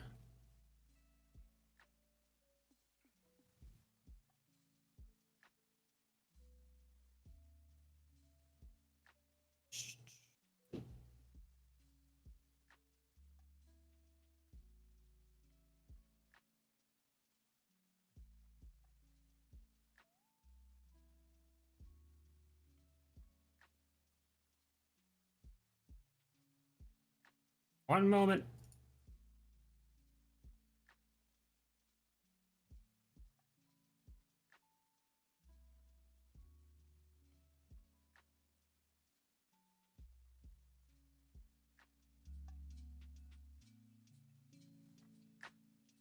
We've transcended to Dream Theater heaven.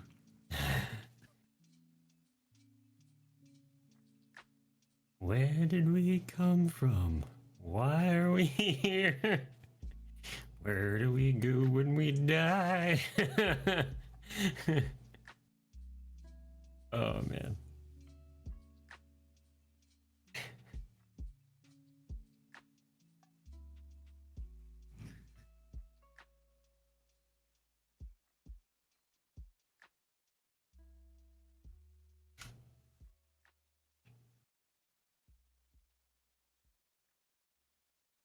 What lies beyond? What laid before? Is anything certain in life? Waiting for the Teresa part to jump in.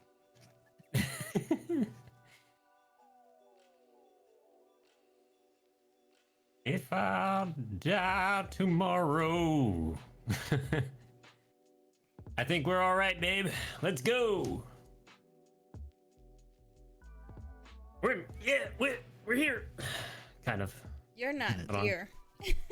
I'm still not. Oh no, what's going on? Everything's going. Hold on. Uh-oh. But Vlad, you look clear now. Yeah. You're not blurry. Luna's a ghost. Boo. Hey, Johannes, I see you. And here I am. All right. Phew. I don't know what happened. It went poof. They just went poof. I went poof. So We're back. we're back. Where were we? Yeah, we've been hitting a bunch of topics. So guys, if you guys are just tuning in, welcome in. We have Vladrek. He's a drummer here on Twitch. He's telling us all about his drum experience from starting on Twitch, being one of the first drummers here on Twitch. Now the community's very big. There's a lot more drummers. So yeah, we're learning from the OG drummers on Twitch. So we're talking about Dream Theater because he's a big Dream Theater fan. Yes, yes. And actually, I think the funniest story I had from like my early Dream Theater days was I started listen, I was dating this girl. I did not know I was dating this girl. Vlad is a ladies' man. But He didn't know he was a ladies' man. He's but a ladies. This is like the fourth chick that I hear. I was dating this other girl, and yeah, this other girl showed up, and then I started playing drums again because that feeling came over me. And then there was this other girl that I paid for her trip, I and met her at Dream Theater's concert. And I love it. It all starts with this girl was interested in me, and then it ends with and then I started showing her Dream Theater. Oh, she gotta and be. then that was it. She gotta be a Well, Dream Theater actually, fan, right? I will say this is one particular girl. We did have a good relationship as far as Dream Theater went. So I Pimp guess is like, that worked what out. about that girl on the bus? What about that girl on the bus? Listen, after that she was like, hey, I think I like this guy that plays baseball with you and all stuff. Can you talk to him for me? It's like, Oh okay. man, what? No. Trying to get through to your friend through you? That's not tried cool. to. That's not cool. We See? tried. We tried. No. Anyways, yeah, that's high school. Vlad's a pimp though. We got another pimp in the chat right now. But yeah, actually, the girl that I ended up bringing to my senior prom, like I knew her for years, but like we were never like ever interested in each other. But then we kind of just like this is back in like AOL days. It's like, oh, hey, how are AIM. you doing? Yeah, AIM, and this is Big full blown pimpin'. AOL, like pulling up profiles and things like that. Mhm. And Do you still remember your name on AIM? my name, Mm-hmm. yeah, because it's basically the same as it is now. Oh, okay. Because we all had like weird names and stuff. So You the guys Vladrek remember? name, the Vladrek name, I actually made back in like 1999 because I was into like this whole like RPG like D&D style dice rolling game on AOL that was called like Raiden or something like that, and I was like, I need a name for that, and I ended up putting Vladrek there, and because I was like trying to think of something that was like kind of coolish and whatnot. I'm like, Vlad's cool, and like, Vlad, and it's like you kind of go through like the different suffixes with starting with Vlad, and I'm like, oh, Vladrek is just kind of where it ended on. So that happened, but then I think I ended up reviving it later when I actually got into like MMOs, and then from MMOs it was like, hey, I want people to be able to find me on like PlayStation or Twitch or anything like that. So I just kept my name Vladrek just for the sake of making it easier for my MMO fans to find me. Short And, stack snare. There's nice. But yeah, no. So my prom date, I did not know that we were dating, but it's very clear. Like when I look at the series of events that she thought we were dating, and that's probably why it didn't go so well. But Imaginary. I remember she invited me over to her house, right? And I go over her house, and we go up to her room, and it's just me and her in the room, and we close the door and lock it. Oh. What do we do? Okay, I What need do we some spicy do? music over here. Well, spicy music's correct, because all we did was watch scenes from a memory.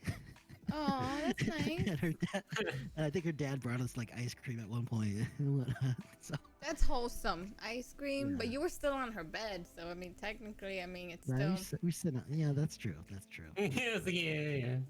I'll feed you okay. with my spoon. Eating popcorn on the bed. But I And remember ice the cream. the reason I showed her Scenes from Memory is because she agreed to go to the Train of Thought tour with me. Oh, that's So that was the first time I nice. saw Dream Theater live, and I was like, "Listen, if you're gonna watch Dream Theater, you need to know what their music's about. So you can watch Right? Scenes Yeah, from yeah. Memory." Yeah, you gotta know your So stuff that's before going in so there. that I kind of initiated her to do that, and it's like that's kind of a lot to ask for a girl, you know, make her watch Scenes from Memory, take her to a Dream Theater concert, and also take her to prom. So That's nice. I like that. Yeah. So she Chris was she said- like a real fan, or was she one of those chicks that like pretends she likes your team and then she really doesn't?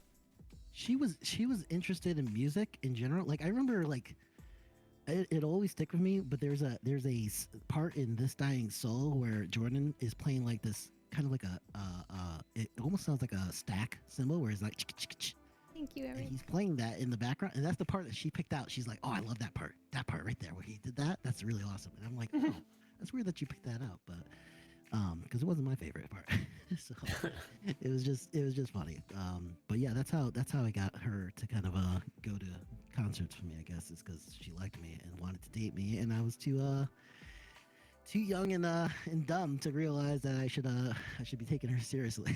It's funny because like Dream Theater did a survey of their audience, and they were like, all the female fans that they've acquired all found out who they were through their boyfriends. Yeah. Like there wasn't like very, very rarely they'll come across a female that knows them from like search or something, you know, and just like them. I think Portnoy said it once on one of his DVDs. He's like, you go to America, it's all these nerdy, geeky guys, and you go to Yeah. Japan, it's all these girls. Ooh. Oh man. Yeah. No. There's certainly a level of I mean, and you know, kind of skipping forward, you know, it happened with me recently where I was dating a girl. Another one. kinda- This is like the sixth one, I think, or Oh, the seventh. God. I lost count because this is how Oh. big of a pimp that Vlad is. Okay, just telling you guys. So I was dating a girl, and Sausage party. and she We'll was go to like, Japan. You know, the anime girls over there. she was kind of pushing the envelope as far as like how serious we were, and she's like, no, we're not just dating, like we're a couple. I'm like, it's been like 2 weeks, I think we're dating. But she was very pushy about that. I'm like, all right, fine, if you want to be pushy about this, let's like Dream Theater is important to me, so let's watch Scenes from Memory, live scenes from New York, Aww. and that way you That's can the at least start test. to That's the understand test, me. guys. And I think we got to Strange Deja Vu before she was like, oh, I get it. I get you. And I'm like, you don't get me at all. This is not going to work out. Sorry. I get It was that you. mic. Stop. It was that mic behind the drum kit. Like me, when I see Mike, and also Mangini. Like I have a weird dad crush on Mangini. Yeah. Oh He's God. yes. I don't know. It's like the way he plays, and he has such a good personality, and he's so fun and like so cute, and like I don't know. And everybody I've known that has met him always says he's so sweet in person, and he's not Oh, yeah. He's like really, big-headed or anything. He's just super cool. So I like Yeah. that. I like him. Yeah, no, from like I met him a little bit, and then I have a friend who's like really close friends with Don't him. leave, Darkman. But yeah, I have a friend who's like really close friends with him, and he's like, dude, the guy's always like really self-deprecating. He's like, you know, you always like, I played like shit that one concert. It's like, dude, you killed it. Like, but he's a very humble guy. That being said, he needs to get out of Dream Theater, please. Welcome in, Commanding Drums. JK. No, I really admire his skills, and like, it's attractive, you know? It's attractive. That's what I like about Luna. When I saw him, I was like, you know, the way he hits those drums, you know? There it is. Does Vladrek have any advice from those of us with a weaker pole game? Oh snap! Ray needs some advice, okay? Vladrek Nice. for dating advice to get the honeys. All right. 101. Vlad. First dating advice is to accentuate your strengths. You know, if you got something that is your best feature, put it on display. Like, people like my smile, so I try to smile a lot. Oh, that smile though. That's how I try to kill them. And then if you Try to kill him. That killer lady smile. That's Vlad right there. and then if you don't have anything, get some dogs. I have two, so they do a lot of work for me. Yeah, and your dogs that's are beautiful. that's about as far as my advice goes. Yeah, a dog will pull in a lot of girls because, like, you walk them and they're like, "Oh my God, can I pet your puppy?" You look at the puppy. Mhm. It's like, That's so, bait hey. right there. Bait right there. I mean, forget it. You go to Central Park, you see a guy with a dog, and it's like all the girls are like, "Oh." If it's a puppy, forget about it. And then the second other strategy is if you have a baby, but you know, most likely you'll have a wife, so you kind of just, you know, like, yeah, you know, very cute, right? Cute, but you know, that's what they love. And puppies have the baby face, so it's something about puppies, you know. Exactly. But yeah, and just be yourself, because at the end of the day, that's who you want them to fall in love with, being yourself, you know. And Get Ray, the ladies please. with your paradiddles. So Vlad, when you started learning drums, did you take lessons at all, or did you? So besides the first two lessons that I started with, no, not really. I think a lot of my learning came from like instructional DVDs, and really, I'll be honest, a lot of my progression as a drummer has started since I started Twitch. So you're talking about like 4 years ago is when like I started really making strides as a drummer. Like, you know, I wouldn't say my double bass playing is anything spectacular now, but before I started streaming, it was just like I felt like it was impossible for me, and it was just you know, it was one of those things where it's like I just wasn't practicing enough. You know, I wasn't taking the practicing seriously, and I think that's what you miss when you're kind of self-taught to a certain point. If you don't have that drive to kind of push yourself in the appropriate way, you don't know how to practice correctly, you know, as far as to actually improve. So you kind of just play drums and hope you get better by playing drums, and that's not really an effective way to practice and actually improve. So you got better by playing the Dream Theater. Yes. Yeah. I think it was the first time I played what was it? Overture 1918 or 1918, 1928, one of those. The first time I played that, and it had the double bass pack section there, but it's really short. But I was able to play through that, and I was like, oh, maybe I could do this double bass thing. It's like from there on, then I started like trying to find sections that had a little bit longer double bass, and it kind of helped that way. So that was the first Dream Theater song you learned? First Dream Theater song I learned was Hell's Kitchen. Ooh. Okay. So that was the first Dream Theater song I learned, because that was, for me, it was, you know, it was fairly straightforward. You know, most of it's in 6 with a few bars of 5 and 4 in there.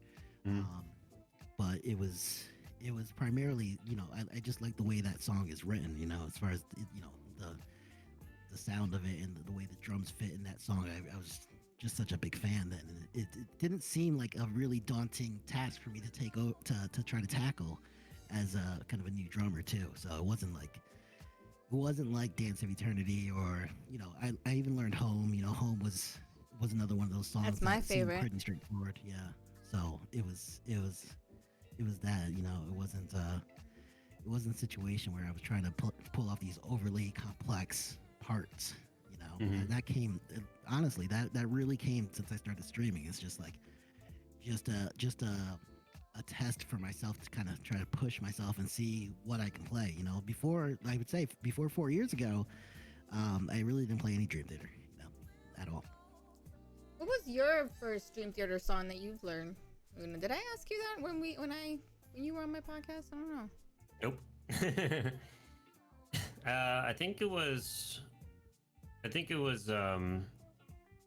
Overture, because I wanted to learn the album of Scenes from a Memory, so I started with that, and then I was going one after the other, just learning each song as I went through them. And then I was like, all right, well, I'm definitely not going to pull off the solo at the last song, so I'm just going to kind of do what I think he does. And then eventually, like, after watching like the live performances, like that live Scenes from Memory DVD, that's when I started mapping out what he was doing for most of the parts, because it was extended, it was longer, and, you know, and he didn't really do a lot of soloing on the actual recording. So Oh, okay. Chris says it was Pull Me Under for him. Is that was your first song? Yeah, it's interesting to see because there's so many hard songs that which one do you pick? So like, okay, is any of them really simple? No. yeah, they're all tough. Yeah. I think so I saw that he said "Pull Me Under," but like "Pull Me Under" was the first one that I was like that I felt confident enough to record and actually like show other people. It's like, hey, Oh. what do you guys think about this and then whatnot. So for me, that was like, and that was like 4 years ago. Like when I started streaming, is like that was one of the songs I tried learning because I was thinking coming to streaming, people would be like, oh, they probably know "Pull Me Under," and that's probably what they'll request to me. And then of course everybody's requesting me "Dance of Eternity" and whatever's complicated. You know, back then it used to be you know, a lot of "Through the Fire and Flames" and all that stuff. You don't see that Yeah. too much anymore. So So you're a big Porcupine Tree fan too? I am. So that came that so I always had an awareness of Porcupine Tree ever since really Portnoy lost that best progressive rock drummer in Modern Drummer magazine. I'm like, who is Gavin Harrison? I'm like, how did he beat Portnoy and whatnot?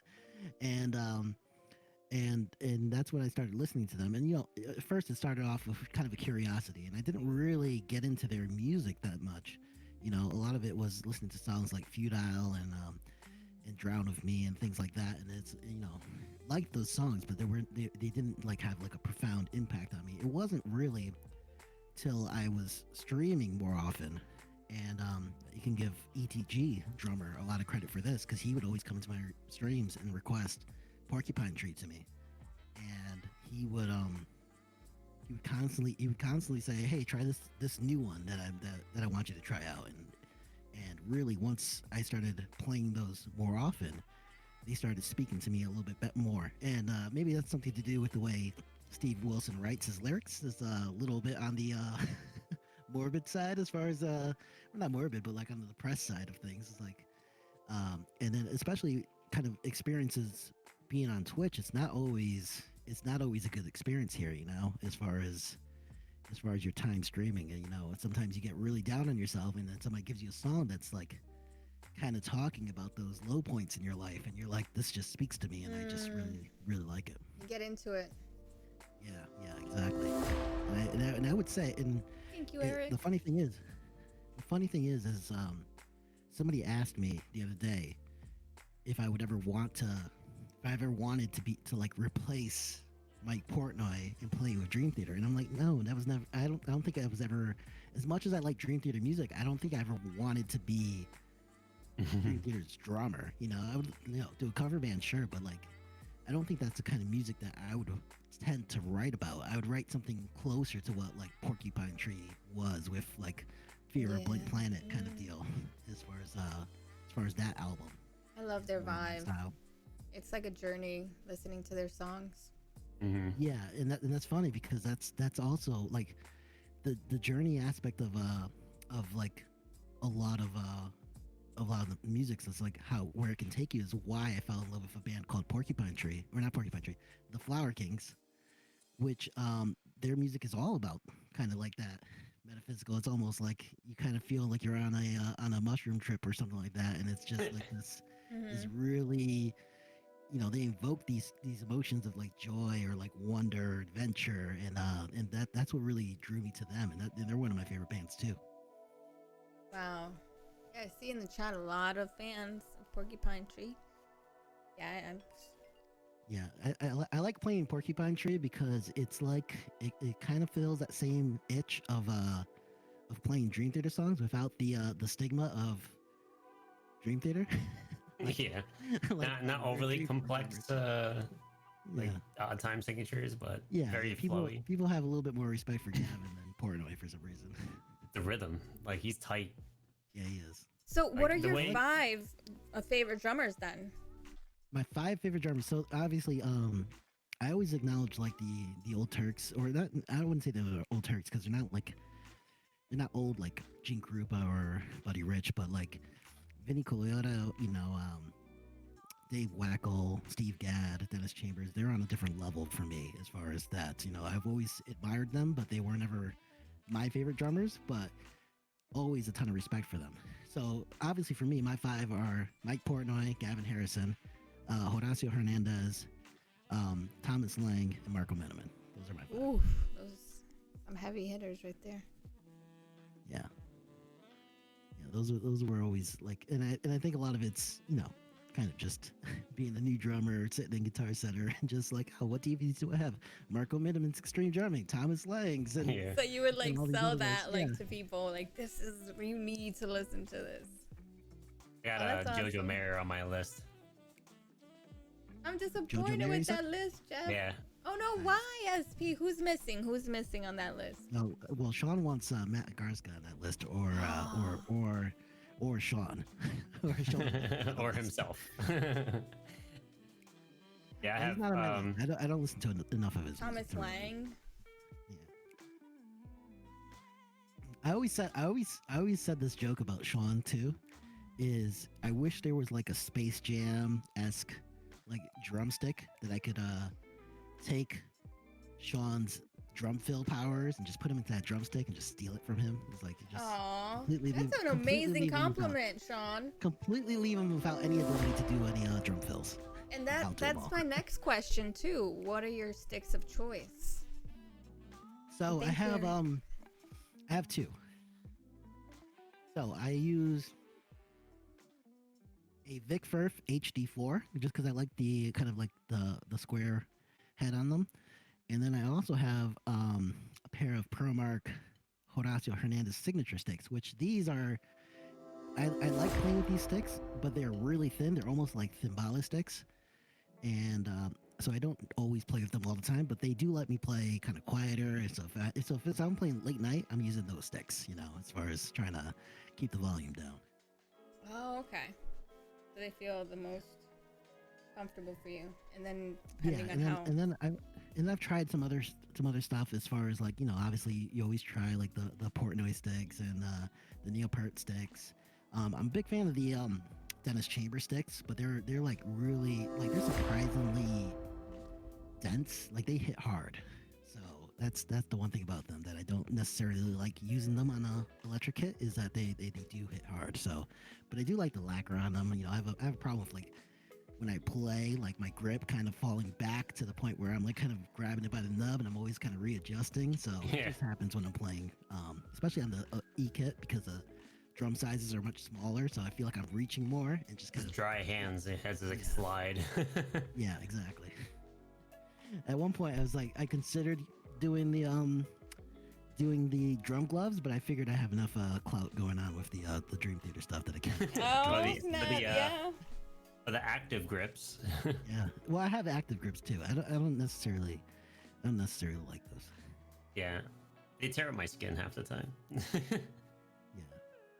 So what's your dream kit look like if money was no object and it would be like anything you want your kit to be? So I've always been a Pearl fanboy. That being said, like I remember working at Guitar Center and being like, I love Pearl. The DWs sound better, but I love Pearl. but it would still be a Pearl kit. I think I would probably go down the reference line just because it's really intriguing to me, like the way they've mixed their plies, and I just, you know, it's a kit that I've never listened to up close. You know, I've always heard like recordings of it and things like that, so I'm not sure about that kit, but that's probably where I would go with that. Very similar setup to kind of this, except for I probably add an additional tom, a smaller tom, and then a side tom over here. Not necessarily a side snare. I like the ability to have another tom on my left side. And then as far as cymbals, it would pretty much be kind of standard arrays. As far as like, I listen, I need my splashes. I need at least 2 stacks, 1 stack here, 1 stack there, 2 Oh. chinas, and then the one cymbal that I absolutely love the most is a Sabian HHX Extreme cymbal, because it's got this nice combination of being like trashy but being a crash cymbal, and that would, you know, I'd basically center my whole cymbal lineup around that cymbal is what I would do, because I just love that cymbal so much. It's just, I remember the first time I had one in Guitar Center, it just kind of like changed me as far as like that's the cymbal I like. It's like, you know, I was a big Zildjian fan up to that point, and then when I heard that song, I'm like, you know what, Sabian's got some things going on, so maybe I should check out some of their other stuff. So Thanks for the So sub, that's, GSD 318. Welcome in. Thank you so much. The new name I haven't seen before. Also, sexy as fuck, but the purple was such a staple set. Talk about the Symbols. purple monster. Oh, the purple oh, monsters. purple. Yeah. Honestly, I think I would get my drum set in purple, Really? like a darkish purple. Yeah, I think the like a purple burst or something like that, or some kind of fade. Hmm. I don't know. I always liked. Getting that It Twitch sound color corny vibe, huh? Yeah, it sound corny right? coming from like a Dream Theater fan, but it always seemed majestic. So I was like, oh yeah, of course, magic, majestic, majesty, of course. But yeah, I always liked it. Sometimes I wonder if it would be too corny with like Twitch, because Twitch is like official colors like purple and stuff like that. It's kind of too. You do what you like. Yeah. Yeah, if I wasn't gonna listen, I probably wouldn't stream with that kit. But that's what I would want. So let's talk about that pizza party that I almost crashed because Sunfire told me about it, and I was like, I want to go, and then Luna was like, I wouldn't go because I don't know anyone. I was like, I don't know anyone. I was like, I was like, I'll say hi, and my girl Sunfire's gonna be there. It's fine. I didn't know any of the drummers on Twitch, and I was like, she was like, you gotta go mingle, and I'm like, Yes. but I would rather have them know me through Twitch than So me he wanted coming up to them in person. organically. Yeah, I get it. He wanted Yeah. organically. So then when he came back, he's like, that's it. I'm going to start like doing more drum streams. And more drums. Yeah. Yeah, Because he just- realized how big the community was. Like, it was love, it was a lot of love. He's doing it for the pizza. The That's pizza. what we're How all was here that for. pizza party? For the Give me the scoop. Tell me. Okay. So let me back up a little bit, because I told you my first TwitchCon was not my favorite, and it was Right. Yeah, very we good went to different experience. avenues when we started talking about that one. Yeah. So I'll just, long story short, not happy. Didn't really believe in the drum fam and all that stuff. Kind of Oh, yeah, left yeah, there yeah. and was like that. The second TwitchCon I ended up going to, and the reason I ended up going was because SP Sean was gonna go too, and Sean was like kind of on the fence of going, and I kind of had my like bad experience, and I was kind of like in and out. I'm like, I don't know if I want to go. In my But I popcorn. reserved just in case I was going to. And it got to the point where Sean was like kind of, talking about it, and he was kind of like waffling on that. I'm like, dude, I got a room if you want to split it. It's like this much and all the stuff. And he's like, yeah, I'll do it. I feel better if you were there, and we can hang out together. So that's how we both went down there. And really, it was because of that interaction that kind of like, oh, at least I got like a brother in this. Roomies. in this So thing. you and Sean, SP Drums, were roomies in the last Yeah. TwitchCon. The last two. So that's been our tradition. But it really wasn't until Drum Whisperer showed up that he kind of re-solidified that stuff. Because I think what really the reason I was upset the first time was that we were all like kind of a bunch of individuals, but nobody's willing to be like that connective tissue between us all. And Drum Whisperer really was that, as far as he was the one that was going to organize. He's gonna find the venue. He's gonna make sure these things happened, and that's what we really needed to kind of solidify the whole drum fam portion of it. So that's what he really did, and then from there, it's like, it really that's kind of where Drum Whisperer got his nickname of being Drum Dad, because Drum of Dad. everything he was doing EW. during that TwitchCon. Yeah, so. EW. So yeah, it was fun because that first TwitchCon pizza party for the Twitch drummers, it was probably like 7 of us there the first time, and we had some, a lot of people had other commitments, and they weren't all available to come to the pizza party. But the second year, like they made A sure lot. to go. I saw Like, it was- pictures. I saw the pictures. Yeah, there were so many, and we try to invite everybody. We don't like to leave anybody out, like especially me, knowing that kind of my experience from that first TwitchCon, and kind of like feeling like you're kind of like on an island. You didn't want to have anybody else go through that, so that was a much funner time. And then there was people there that we didn't really know all that well. Like I didn't know Melody all that well, so I was like, oh yeah, I guess it's like I follow her, but I don't really know her, kind of deal. And then of course it's like me and her have a conversation the other day where I'm like, I don't have any pictures with you. How is this possible? And since you remember, it's like, oh yeah, we really didn't know each other that well. And it's like one of those situations where it's like, oh, I just wish like you really knew everybody that was there and took advantage of the time. Yeah, I kind of went alone. In the first meetup that was like in the convention center. It was like in a little area, and I've seen a lot of the streamers. So I remember seeing Matt Gaddy, and Mermaid Unicorn. I went to see her with Sunfire when she did the Twitch things, and she won. Like, we met up and we went in there and we were like supporting her, and we sat there, and then we went around the convention, and like, I saw everything. Like, I was like, wow, like I want to go to like other stuff, you know. And then my other friend, Angel's Piano, she's a Twitch ambassador, and I've known her since like 2016 in another platform, and she told me, come to Twitch. It was Luna and her that told me, come to Twitch. So I was like, okay, like, I'm gonna start streaming here. And so she was like, oh, when you come down, like, meet up with me at this bar. There's gonna be a bunch of us, and we're gonna be playing. And so she was playing the piano, Sunfire was playing on the drums, and yeah, we were hanging out there. And then that's when Luna got introduced to Dan Drumstone. Like, my friend, she was like, oh, come here. And so he started talking to him. And then I was like, yeah, you see, now you're gonna like start meeting people. And he was like, yeah, but you know, I didn't want to be like that guy. I was like, no, I'm like, it's cool. Like, you know, you're gonna make like more connections like that and feel more comfortable. Next time we go to TwitchCon, it'll be like, you'll know everyone. And look, 2 years later, you know. Yeah. So, and it's awesome, and it's not as intimidating or anything like that. Like, I feel really comfortable with everyone, and it was so fun.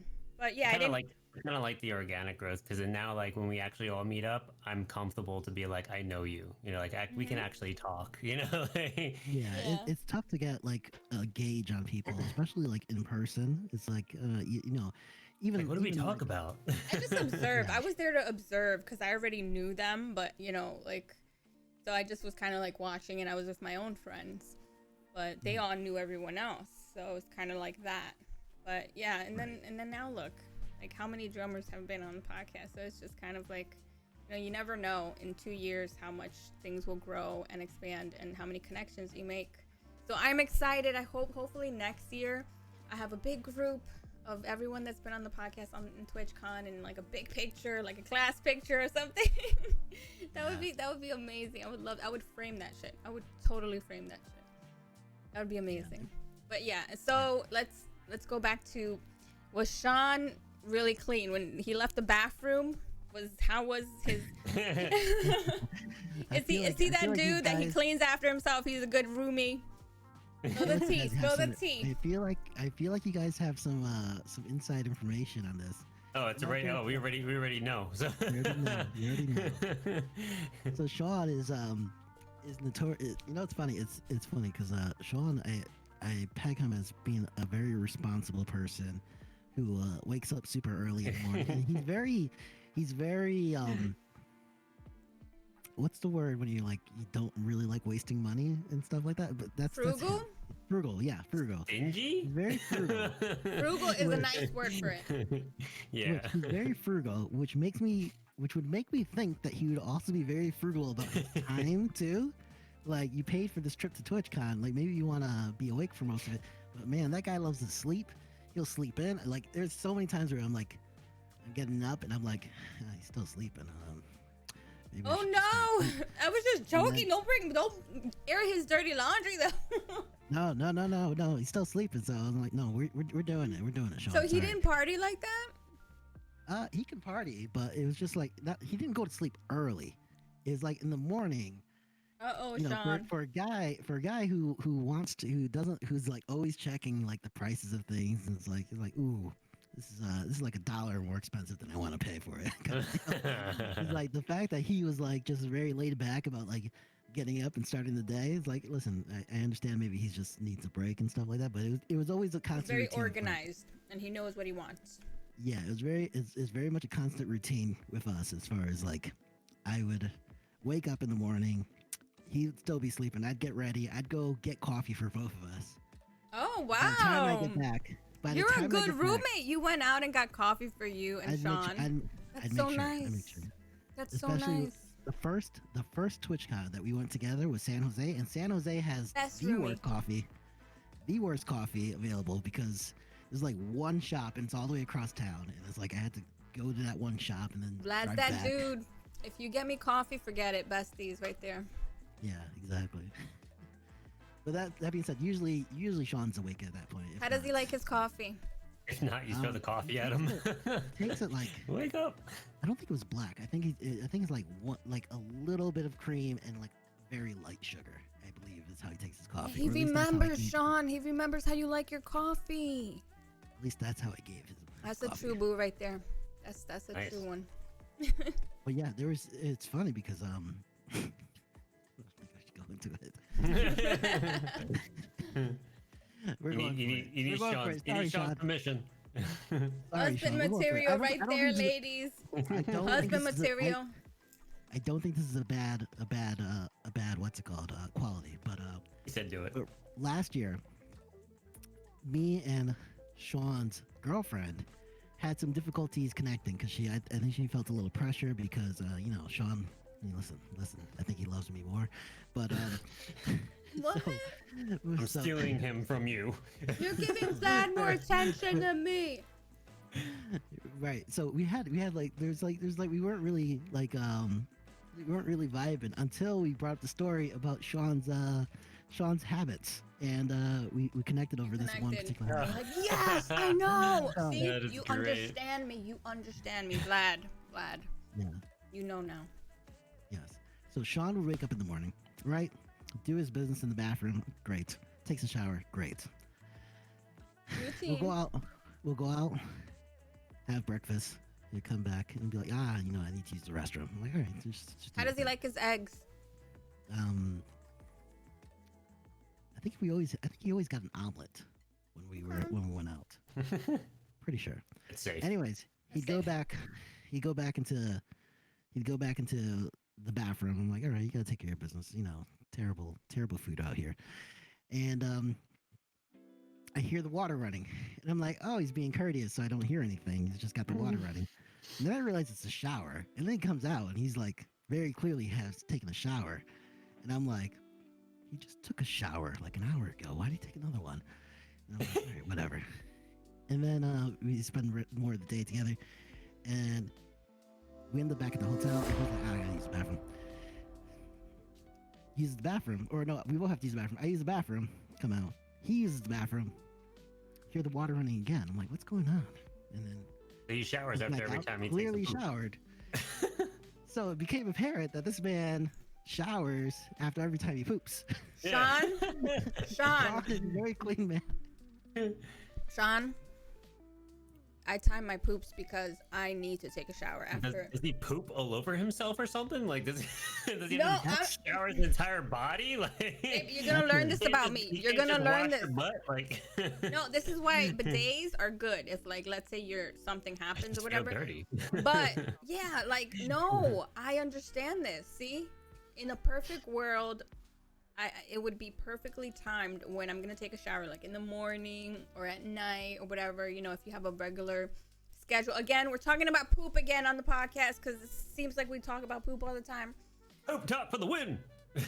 But you know what? That's why you can eat cake off of that booty. You know what I'm saying? Because you gotta God. clean it. You gotta clean it after you do the deed, right? You gotta feel fresh. So I So- get you, Sean. I get you. Me and you.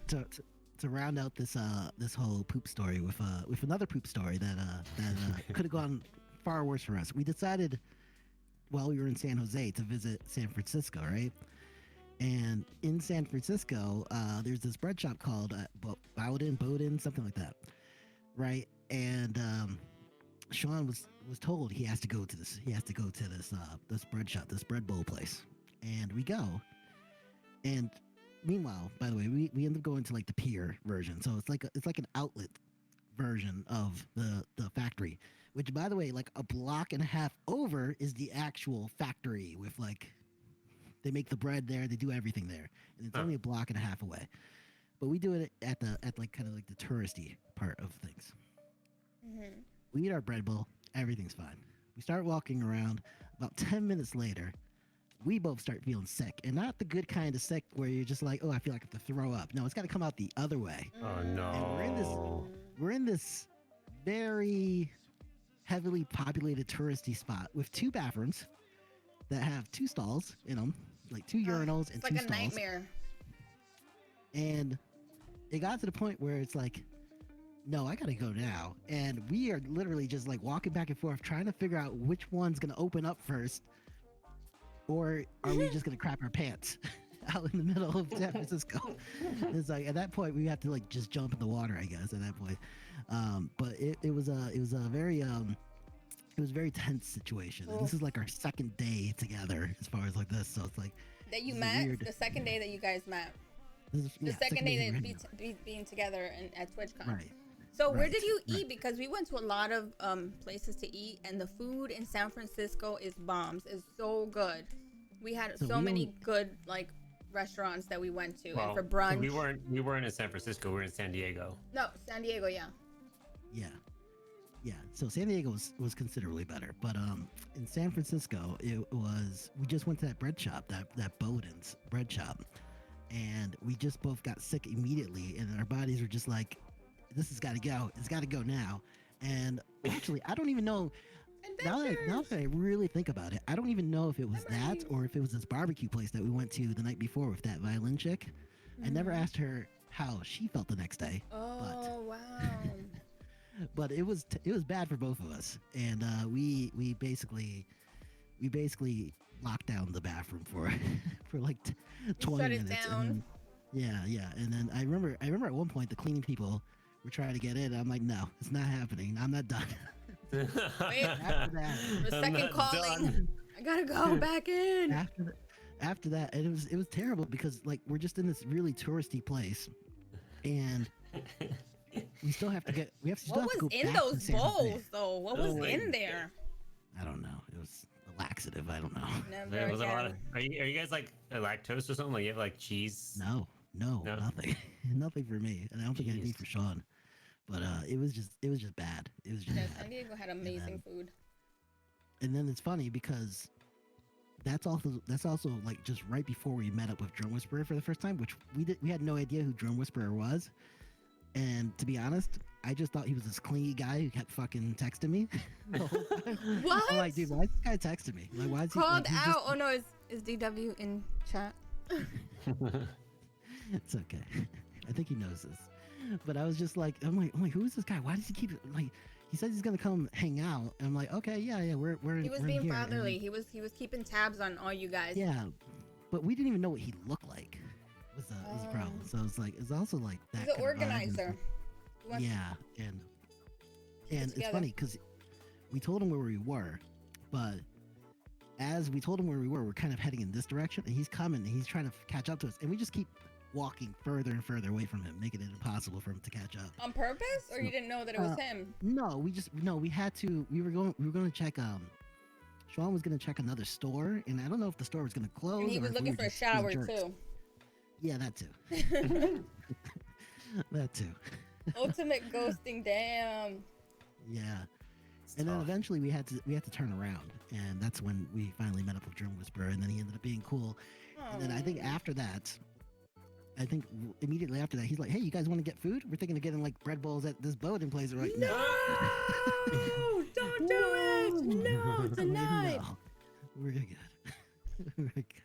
So yeah, it was but at least he went to the actual like factory, and then when we were in there, it's like they had like large bathrooms that were accommodating. It's like, why didn't we just eat here? And Do then you we had that remember the issue name of with that the vibe. place?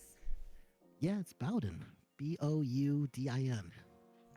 Okay, that's it. You guys, You heard don't it go here. there. Don't go Unless you want to have some bad I w- pooping moments, then San Francisco's supposed to be popular for their sourdough bread, and that's supposed to be like their staple, the Bowden staple, and all that stuff. I like, listen, I've eaten there. all Definitely over going there. from everywhere. It's the bread wasn't that impressive to me, so I don't know. So, what what they're was your most memorable experience then? At either TwitchCon, which one was your favorite memory that you like? Oh, that was awesome. So there's two memories, and they're both just us having an adventure out in the city. So in San Jose, there was a point where me, Sean, Floop, and I want to say Derek, Oh wow, the OGs. Cuban, yeah, he was like, hey, I know of this like cool Mexican place that we can go to, and really what happened was we were setting up for this concert venue, or this venue that this bar that we're gonna all play music at, and it's going to hell, and people aren't ready, and Floop's bad because he brought his drum set down for this thing, and everybody and nobody's prepared, and it just becomes this mess. And Floop's just like, let's go. Let's just go. Let's go. Let's just hang out. And we're not gonna play. I'm like, all right, let's go. Like, I'm down to hang. Like that's what I'm always down to, is hang.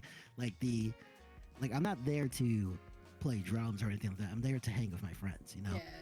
So we just went out and we just walked the town, and we just ended up getting like Mexican food from this really cool Mexican restaurant, and that was really the highlight of that trip, was just having that time with Sean, Floop, and Derek, and that was really cool. And then the San Diego one was that same concert that you guys went to, where Sunfire played and everybody was playing there. We were supposed to go, but instead we're like, hey, let's go to this Mexican restaurant. Again, everything is Mexican restaurants. So we ended up getting like tacos from this place. It ends up being really good. And then we're like, you know what we'd like? We'd like some churros. We should find some churros. And all we did was walk around San Jose looking for churros. Food. Yeah. Until we finally found a place that had churros. And then we got churros. It was me. It was Sean. It was Floop. It was Floop's girlfriend. It was Andy. And Weird News is the other streamer, I think. And maybe somebody else. Sean could correct me. But that's what we ended up doing. So we just did that, and then we just went to the venue afterwards and said hello to everybody, and really just had no like. The alternative was to kind of hang out there and get a chance to play. But like for us, like I wouldn't trade getting on stage to play at TwitchCon for hanging out with my friends. You know, it's like it was just kind of what I wanted it to be. You know, as far as having a good time. So those were like my top two moments, was just like being able to hang out with the drum fam and just really having those moments where we're able to kind of just be friends, you know? Nice. Yeah, we had a lot of fun when we were out there. Like, we didn't know what to expect, and it was our first con, and you know, I had like streaming experiences before, but I wasn't familiar with how Twitch was, so I was just like going around and just kind of seeing like all the panels, and I wanted to see a bunch of panels so I can see if I need to improve as a streamer. But in the end, it was like kind of pointless for us. Like now that that we realized it, and it was a little too late, because like we could have spent more of those times just going out and venturing out, San Diego. So like I think next time we're going to be spending more time out and about than just going to those panels. yeah. I got you to go, I remember, see the sunset and do a little bit of jogging. we did go out. I did get him out. More. Yeah, I was like, I want to do this. And then he got upset because I was like, I want to go to the beach. I want to do stuff. I'm in California. It was like my first time there.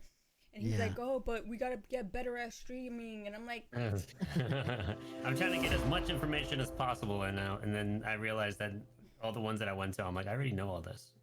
Exactly. Like, we've been streaming for how many years before Twitch, But like, yeah, I mean, but I wanted to go to more music ones, and you wanted to go to more video game ones, and I was like, we were like clashing in that department. But then he came to our side. He was like, fine, I'm gonna go back and I'm gonna start just drumming completely, like every week. And so it hit him. I hit the bug hit him. So there it is. Yeah. No. Like for us, it was the same thing. Like I think that first year was like everybody else was kind of like doing that.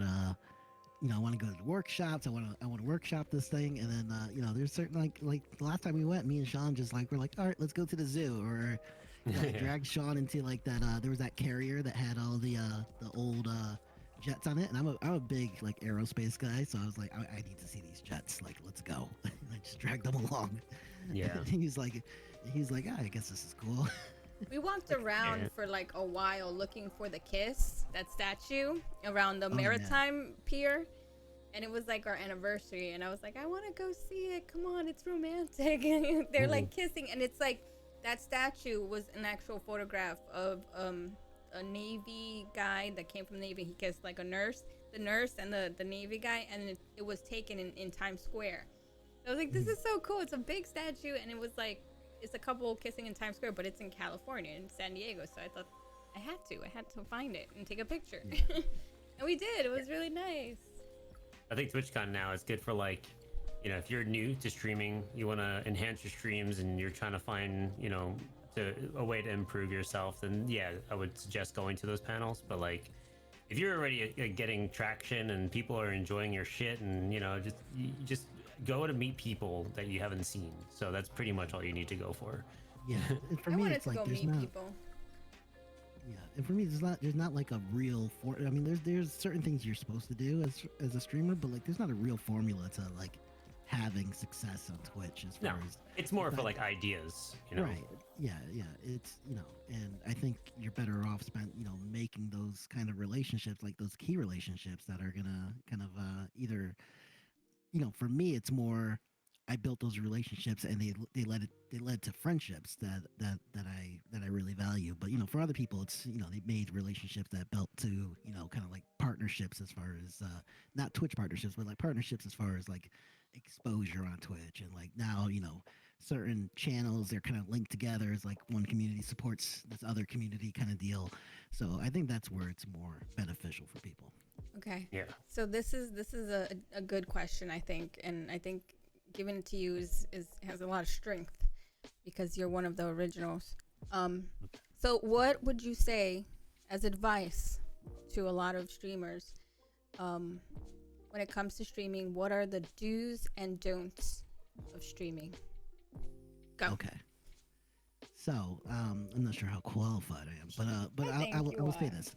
I will say this. I'm a person who number one, get good, reliable people who you know are good on your side, and that means having a strong mod team. Now that being said, I don't have a strong mod team, so and part of that is kind of some decisions I've made along the way, but if you don't have that mod team supporting you, it's going to be a really hard uphill battle for you as far as happiness and just really surviving on Twitch. You know, there's plenty of times where it's the last couple of years, or even the last years, there's plenty of times where I've come out to stream and it's like 2 viewers and nobody's saying anything in chat. When you don't have people like driving that chat, even if you're by yourself, you know, it's very easy to get very down on yourself and to really kind of get in your head as far as like what you're doing. And that leads to my second point, which is to make sure you're doing it to be happy. You know, if it's, you know, I think everybody would like to be partnered. Everybody would like to have success, but ultimately, if you're not having success and you're also not having fun, like you're just gonna be miserable. You know, so you have to. One of those you're more in control of, which is your fun. So try to control your fun, and then see if you can turn that fun into success. You know, and there's certain levels to it, because you know, obviously some people go outside their normal personality to garner success. They act in a certain way, and you know, I think we all embellish our personalities to a certain point when we're performing. But there's certain things you have to be comfortable with. If you're not comfortable with that, you better make sure that you're having fun playing on the stream. And you know, for me, you know, I mentioned the mod stuff. You know, I'll be very frank. When I started here, I had a mod who was kind of my team, and it was like, you know, was synonymous with with my stream. And you got to watch out for some people like that. As far as when they represent you that way, you got to make sure you know who they are, because this is a person who went out and at one point she decided she was going to fake a suicide. So she faked her suicide.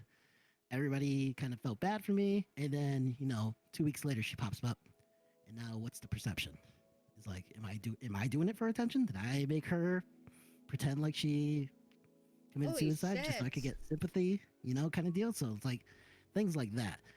And you know, for that to have happened, you know, it was one of those situations where, you know, in the moment you're like, you know, I would do anything for her to just be okay. I don't care. I wish she would just lie about it when you thought she actually killed herself. And then when it came out that she did lie about it, you kind of like, okay, you know what? I said that I wanted it to be fake, that I wanted it not to have happened. it was fake. That's fine. I'm happy she's around. But that being said, she's not my team now. I can't trust her. It's like the fact that you do that. That's unstable. No. So that's, yeah. And that happened kind of around the same time as that first TwitchCon. So like everything was kind of compiling on itself to make me like really bitter towards Twitch at that point. So you learned from that a lot. Yeah, as far as like, especially now, I think that's why I have a lot of control issues. Like I don't really give a lot of control to like my mods or anything like that. You know, before she had a lot of that control to like veto songs and really control the stream. I just don't do that anymore. You know, as far as like having people that you could trust on that level to do that, it's like it's not, for me, it stopped being worth it. And then even from there, the kind of like I was more successful back then when she was around, but it wasn't fun. You know, I wasn't doing anything that was fun. It was all about progression. The progression was the fun part, not the drumming. Wow. So I feel it. I feel you like just talking about it, like your breath, like you're heavy, like you're just feeling like the stress from it, like just thinking about it. That's deep. Exactly. I'm sorry that you went through that, because I think a lot of us have gone through certain things like that with people that we try to help and we try to extend our kindness, and then we have to be careful with people that we let in really close into our circle. Thank God. I mean, I'm grateful that I have a lot of amazing quality people in the community, and most of them are streamers. Most of them are also, creators. But yeah, but then it's like the mods and the things like that, and people that are just like kind of that become more followers and not really streamers or themselves. And a lot of them sometimes could be lonely, or they're looking for someone for like kind of like a comfort, right? So music is comforting, and you have that bond, but there's also boundaries, right? Right. Yeah, coming from the other platform that I used to stream on, I lost a lot of trust in a lot of people. And then having to come here, starting over, there's only so much that I would give as far as information and like, the ability to do things and be a part of things and stuff like that, because of just me being overly secure now, and like I understand where Yeah, you're you've gone coming through a from in that lot, sense. a lot with things like that. And like, I was weary getting close to him because I knew the past of all the things that happened, that it wasn't all like really his fault. It's just like the type of people he was attracting. And it was like, I guess it was just like the vibe there. It was totally different in that platform. It was a lot different. Even today, like people who I know that are good people, but like because of the experience, I still have that secure mentality over, towards the good people that I know are good. Like it's not like I don't trust them, but it's like now it's a part of me. And also people that are connected to the past people that are also the ones that cause conflict. That's where I'm like, it's like the vibe with your tribe, like who you gonna let in, who you're gonna actually like bring into the water, you know what I mean? Like it's gonna be in your water. Like what do you want to drink? Like, you know what I mean? So that's kind of it. And you have to just secure yourself, because the platform is you. It's your stage. So your reputation, it's you have to value that, and you have to present yourself. Like we joke around, we do a lot of things, but you guys know that the way we are, we like to keep things kind of light and stuff. But yeah, there's always going to be that kind of thing that you have to put boundaries and know who you get close to and who you reach out, or they reach out. Like I get that all the time, being a podcast host. But yeah, it's you have to pick and choose and be smart about it. And it's one of those things too. It's because you see a lot of new streamers, and we see it in the drum Discord too, where people are asking, "Hey, how do I get a good mod?" And it's like that's really the hardest thing to get. As far as to have somebody that's supporting the same vision of your success that you want, and that has your best interest in mind and is willing to kind of help you with that is really hard. And there are a lot of people on Twitch who present this really good positive face who are like really suffering as far as their mental state. you know, and they'll say all the right things, and sometimes, you know, I see it and I'm like, man, you're just repeating verbatim what's kind of expected for you to say, you know. What I will say to people is, you know, be wary of kind of like people who are almost infatuated with your stream to a certain point, because you know Mm. there's that point where they almost want your stream to be their stream kind of deal, and they want to have the control of it, and you know, you really need to be able to put that boundary there and say, hey, listen, this is kind of my vision, and I need you to Yeah. support my vision, and Like, these are the rules you help have to me. follow. Right, right. And it's also, you know, it's not to say that if you think I'm going astray, that you can't be like, hey, listen, I think you're doing this wrong. It should be kind of more this direction and whatnot. But you know, there's so many times that you see people that are trying to just control your content, you Yeah. know, and that's it really doesn't work. And then, you know, You got to treat it like a business, you know. Exactly. Like Exactly. it's fun. It's all, you know, fun and games and stuff like that. And we love to have a good time. But then when it's coming down to, like, you know, your passions and the ability of giving someone the power to destroy that, you know, you have to pick and choose to those that you feel that have, yeah, like you said, the best interests. Yeah, And Luna had stalkers, and I've had I stalkers. I have an application form for moderation, and there's certain criteria we look for, Mhm. and we also, not just only the application, but like we make sure that, you know, they're in our streams and they're there and they're doing what we think mods are supposed to do to give that kind of privilege, Right. you know. Right. Yeah. So Yeah, for me, it's like when I have people who mod for me, you know, even now, it's more they're there for kind of quality control to a certain point. You know, if somebody's getting out of hand, they're the they're bouncers. able to recognize it. Yeah, But keep they're it not. together. Keep it together.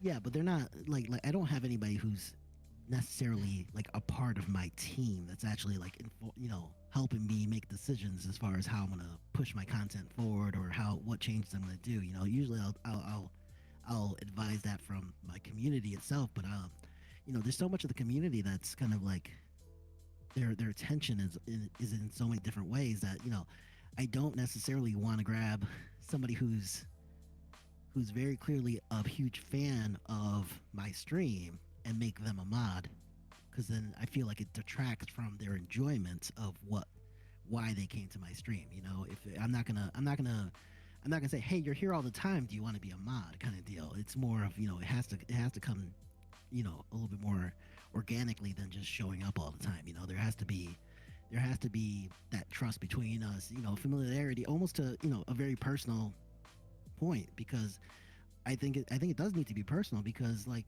listen, I get on stream and sometimes I'm in a bad mood, and you know, and people know when I'm in a bad mood, 'cause Yeah, I'm people terrible at feel hiding it. People feel when you're Yeah, in a yeah. bad their mood. emotions. Mhm. Like when you So started it's like, talking about that, I felt that chest pain. Like, Feel that oh, energy. yeah, I feel people's energies very, very like strongly. So when it's good and when it's bad, and it could totally change the conversation or the chat if like somebody comes in and trolls or does something. So it's like, pff, what do? You know? So you gotta Right. like be aware of that, but you know, Right, like right. keep it fun, but also Yeah, have fun while you're doing it, because if you show up in a bad mood, people will feel that. yeah, for real. And and there's times where, you know, I've gotten a little bit too much, you know, as far as like in my feelings, as far as really Community. just hanging on to those bad vibes and just keeping them going, you know, as far as streaming goes. And you know, I'm really aware of that, and you know, I try to apologize to people who kind of witness that and see it, and you know, they kind of, you know, they're all very understanding, you know, because I think, you know, we all go through that, you know, even here on Twitch. You know, while everybody tries to say the right things, and this is another thing, like when you ask the question, what advice would I give to new streamers, is beware of people who say things that are almost verbatim. You know, when they tell you, hey, don't look at the viewer count and be positive, and and you know, you got to start wondering, like, why are they saying that? Is it just verbatim coming out of their mouth, or has that actually helped them kind of go forward? Because you hear people say that, and then the next time you watch your stream, they're like, oh man, I don't know what's going on with my views tonight. I'm like, well, wait a minute, didn't you say you don't look at your views and kind of all this stuff, and you're commenting about it live, kind of deal. So it's like, it's just one of those things. Like, and I think there's a lot of things that people say just to kind of get that kind of clout on Twitter or something like that, where they're just trying to be like overly positive. It's like, yeah, I think we gotta be real. I mean, we gotta be real. Too. Like we do want. Sometimes you want to see if you're growing or you're not. Don't lie and say, "Oh, I don't look at my viewer count," because that's bullshit. A lot of people do, especially when they're trying to grow. How are you gonna see if you're growing or not? And people look after. It's different when you look at it later, right? Like. Right. Like, look, just don't this obsess over is the way I see it. The way I see it is that, like, yeah, you can provide information, you can provide, you know, tactics, you know, in a sense, but like, it's your word, and it's something that you're offering a way to try to do a specific thing that may potentially help, but that depends on the person, you know. So like, if the numbers don't bother you, don't worry about that, you know, like, go for it. But if it does bother you, you're seeing that there's something wrong, you don't want to express that on stream because, you know, people feel that energy. Right. But then, like, this is why people say don't look at the numbers while you're live, but you can check it later, and then you can figure out, okay, well, then what the hell happened? You know, like, come in waves. Some days you're gonna have really good days. Some days it's not gonna be so good. Did I say something wrong, or am I doing something wrong? What can I do to make the streams a little bit more lively? How can I promote this better so that people want to come in? So then you start thinking about it in a business sense versus your personal sense. Right. You know, because it may not just be you. Right. And it's funny because I talked about this a lot with like other streamers when they asked me how my stream was doing before kind of this last couple months, because before this, you know, I was kind of just coming on stream and doing what made me happy. It's like, you know, I would get like 7 viewers, and the viewers were never, and I don't want to belittle 7 viewers, okay, but the viewers were never my focus. It was always about the music I was playing, because for so long it was this grind to like grow my channel, and it stopped being about the fun I was having playing drums. So for legit like a year and a half, all I did was come on, you know, every second Saturday, maybe a Sunday, and just play whatever I wanted to play, and rarely took drum requests, rarely did any of that stuff. It was just more of like, hey, I'm really feeling this kind of music, and this is what I want to play today. Thank you, and 40. This is what I'm just going to go for.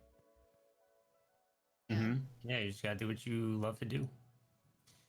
Any questions, guys, in the chat? I know we got really serious, and you guys... Yeah, we got deep. We got deep, but, you know, don't feel like weirded out or anything. We're just, you know, we're just talking about different things that sometimes people don't want to talk about, but it has to be said, you know. Sometimes you have to, they're questions, they're real questions that real streamers sometimes don't want to talk about because they're like afraid to say the wrong thing. But I think there's a balance in between both, you know, dark and the light, you know.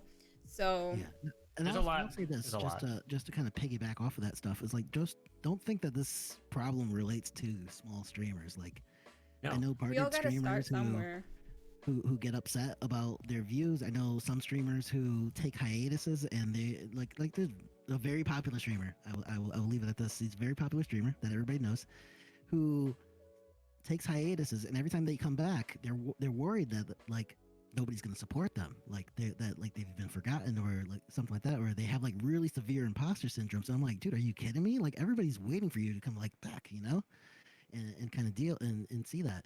And it's funny the way we kind of let our mental state get affected by kind of our internal perceptions of how we think things are going to go, or how we kind of perceive. We kind of attach certain emotions onto people that, quite honestly, they're not having. It's like earlier when I said, you know, if I don't say hello to somebody, you know, immediately I'm thinking, oh man, he probably thinks I'm like being a jerk, or I'm a big fan. Right. My thing that gets, oftentimes it's just like, no. Yeah, I feel the same way. Like, you feel bad about it and stuff. But one thing that kind of gets me is when people come into your stream and say hi to everyone but the host or the person on the podcast. You know, like they're like coming in to hang out, but they don't say hi to you. Like, that or the is ones that just come in and put in a song request and not they just say put anything. they just put in a song. Like, the last time he was like, I don't think I want to play your song, because usually when people come in, they say hi to me first, and then they ask me like what's the theme or what I'm. That's it. You feel very weird You know what I mean? You feel strange, and I get why he's like, I'm not gonna play your song because Yeah, you, like I'm not playing your song, dude. Like you gotta come in and say hi, yeah, and then like Yeah. be a person. You know, I'm not a jukebox you throw right, quarters in and play music. You know, Yeah, like that's kind of why I allow multiple requests, because you get those people who come in and they're just like immediately, here's a song request, and then sometimes. So to me, like if you don't want your song to be played in my stream, just do the following: request your song and then immediately check the list. I'm like yeah. yeah, yeah, that's Or immediate for me. I'm like, like oh, you can request and lurk, but like you know at least say hi. yeah. yeah. Doesn't Well, It gets them too. especially like I get it so many times when I'm just starting streaming. It's like somebody will come in, put their song in, and then they'll immediately check the list, and then we'll say nothing after that. And I'm like, yeah, Yeah. I'm just gonna warm up for the next hour. Sorry, bro. And then they leave. They don't even wait for their song either. Yeah, And they come back and then they check the queue and then it's not there and they're like, did you play my song? yeah. Yeah. Check the VODs. VODs are disabled, but I check think the we got VODs. some questions. Let's see. Um, Talking about how to get mods and the roles your mods play and what you can offer each other is a conversation more people should have in the open. Yes, Yeah. right? How do you decide your VIPs? Cherry's asking. Yeah, that's another My one. VIPs, it's really like most of my VIPs were really decided on people that I've either have known for a long time or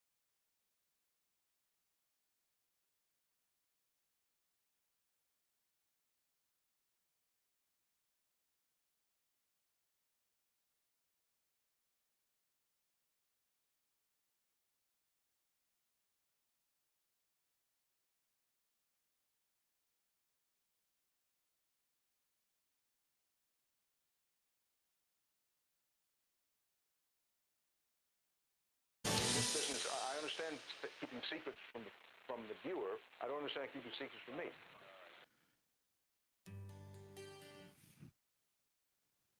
Nice. So I got one more bit from that.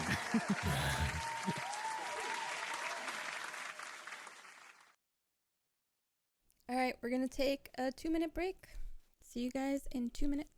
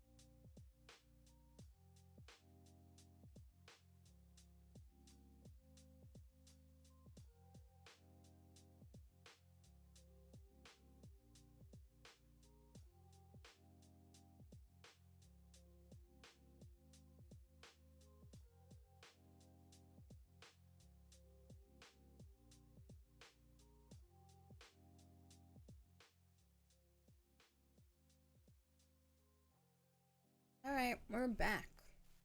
We're back.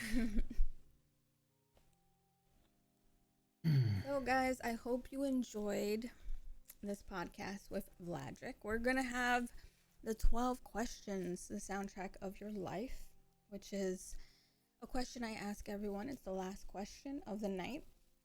And if you guys want, and you thought of something that you didn't get to ask him, or you were thinking of, or just came up with, this is your last chance to ask Vladrek a question.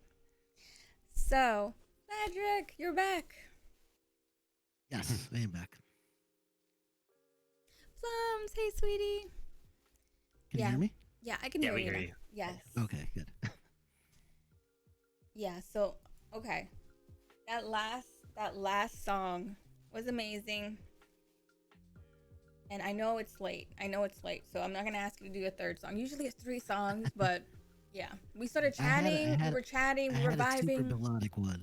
I had a super melodic one in case it got any further than 2. So Super melodic one. Would it be a Porcupine Tree song? it would be a Flower Kings or a Marillion song. Oh. Well, guys, yeah, Vladrek is a drummer here if you guys are still around or you just came. Thanks everyone that stopped by tonight. Vladrek is one of the oldest OGs of Twitch, all the musicians here. He's been around, and he's one of the first, like, the founding drummers on Twitch. Top 20. Yeah, top 20. So, I mean, there's like 100 of them now. So any shout outs you want to make? Anybody that we should check out as drummers? Um, for me, a guy who has always been underappreciated in the drum community, who's definitely been around for a while, is Valdio MX. Mm-hmm. He's somebody who, he likes the same things I like, as far as he's a big Dream Theater fan, loves Porcupine Tree, also a big Neil Morse fan, Ooh. which I am as well. And he's somebody who's been around before me even, and he kind of soured on drumming just based on, back in the day we used to get trolled quite heavily. It seems to have lessened now that there's a larger drum fan base, I guess. Mm-hmm. But he was certainly a victim of a lot of that trolling, and I think it affected him to a point where he was just like, you know what, it's just not worth it. But he's slowly getting back into it. So Valdio is a guy that I would definitely recommend. He's as a far as drummer. for everybody. Yes. Oh, that's good. Well, he has a great friend. You keep encouraging him to come back. Yeah, we're all gonna have that once in a while, but you gotta keep showing up and being strong, and keep going and keep growing, because that's how Yeah, you I grow think- your crowd that's gonna love you and support you and have your back. Yeah. The Thank you, making money for that sub to my girl Plums Cake. What happened now? Jeez, what happened? Something happened.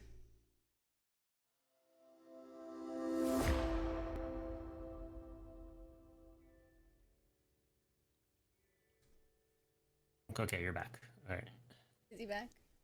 you're back. Your Discord went out. I'll get us back, and we're back. Okay. Right at the end. Right at the end. So Vlad, do you have the 12 songs? I told do. you. Okay. Let's hit the 12 songs then, and let's All right. see what your the soundtrack of your so- life. Ironically, there's only 2 Dream Theater songs on this 12 song because I had to make room. I had to make room. So I think if we start off, there is a artist named Harry Maldonado who is very popular in kind of Spanish Christian music, as far as that goes, and his songs were primarily my first pick because they were really the core emphasis of when I started drumming. That's the songs that I was playing. Those were like the reference lines, as far as, like, there were other artists obviously, but he always had songs that were fast. We call them coritos de alabanza. So they're just meant to like really bring this energy, and he was kind of that. So for him, it's a song called El Fuego de Dios, and that's number 1 on my list, and as far as that goes. After that, you're talking about De La Yale from Santana. That's the first time I ever saw somebody who wasn't Christian kind of playing music that I liked, as far as and that was similar to what my style was going to be. Also, the first time I ever seen the drummer just do like a kind of a double bass ride on his cymbals, and I thought that was super cool. And I was really impressed by that. It's like, oh, I always want to jam like that. After that, we got Dream Theater coming up with Yitzy Jam. Again, like I said, they're my YYZ. That's my YYZ of instrumentals, is Yitzy Jam. Hell's Kitchen from Dream Theater as well, because that was the first time I heard something kind of in that style of Six and all that stuff. After that, there is an opera piece in here called Vida Cormium, and that is, if you guys ever seen the movie Hannibal, there is an opera piece in there, and that's this one, and it's made by one of my favorite film composers, which is Hans Zimmer. He's made my favorite film soundtracks, and I was always into like film soundtracks for as long as I can remember. So that I was, love film soundtracks. Yeah, I mean, he does. Then the other thing that really inspired me is Final Fantasy music. So Nice. Oh, Nobu yeah. It's pretty. Matsu has always been a really cool guy to listen to. I mean, there's lots of odd time signatures in his composing, and it's always been really cool. But for me, it was Final Fantasy VIII as a young kid who was like at that point like really discovering girls and things like that. It's like I like fell in love with the character Renoa from Final Fantasy VIII. So Eyes on Me was always a top song in my life. So I always loved that song. After that, we get into Marillion. There's a song called Easter from Marillion. It's a very melodic song, probably the most melodic song I've ever heard in my life. Really? As far as like just really transporting you to a place.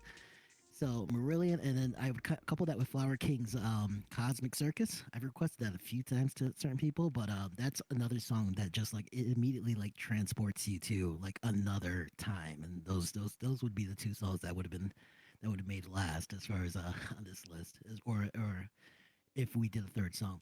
Um, so after that, there's Self-Consuming Fire from Flower Kings, which again another song that really kind of dug into like the more interpersonal feelings that I kind of have as far as like you kind of when you're introvert you kind of have like these really strong feel you kind of keep like a lot of your feelings inside. So I don't know if it's the same for every introvert, or I'm just saying for me. Let's just put it that way.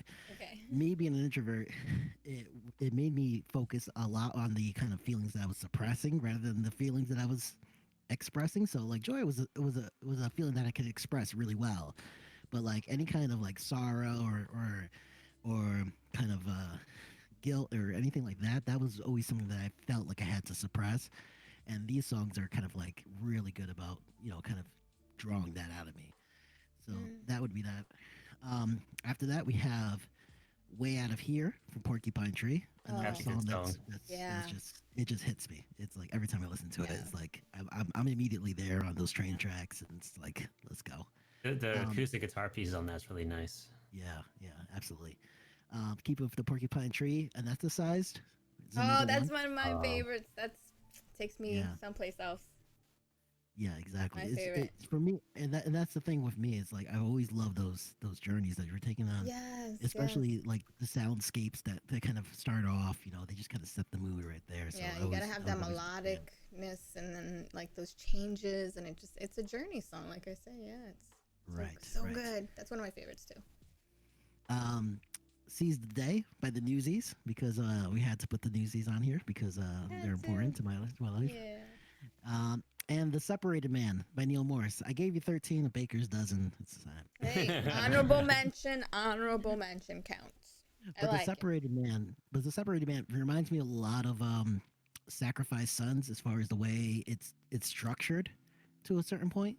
But it's sung by Neil Morris, and this is also a time where I was into progressive rock, but I was still at church and kind of doing that thing. And here's a guy who was a member of Spock's Beard, which was a progressive rock band, but he left, converted to Christianity, and I'm like, I wonder what he would do if he was writing Christian lyrics, and this is exactly what he did with it, and it was it's one of my favorite songs to listen to. It's one that I don't play very much on stream, but when I do, it's a good one, and it's lyrically it does relate to me a lot, so I like it. Very nice. That's a really good clean list. list. You gotta send me that list. Send me those I will. those songs. Tito Nitro Drums. Shout out to Tito Nitro Drums. How you been, Tito? You guys. I think that Vlad gave us so much like great pointers tonight. We talked about a lot of stuff. And we even found out stuff about Sean. Okay. SP drums, okay? Secrets out. Secrets out. He's a very clean dude. And that's awesome.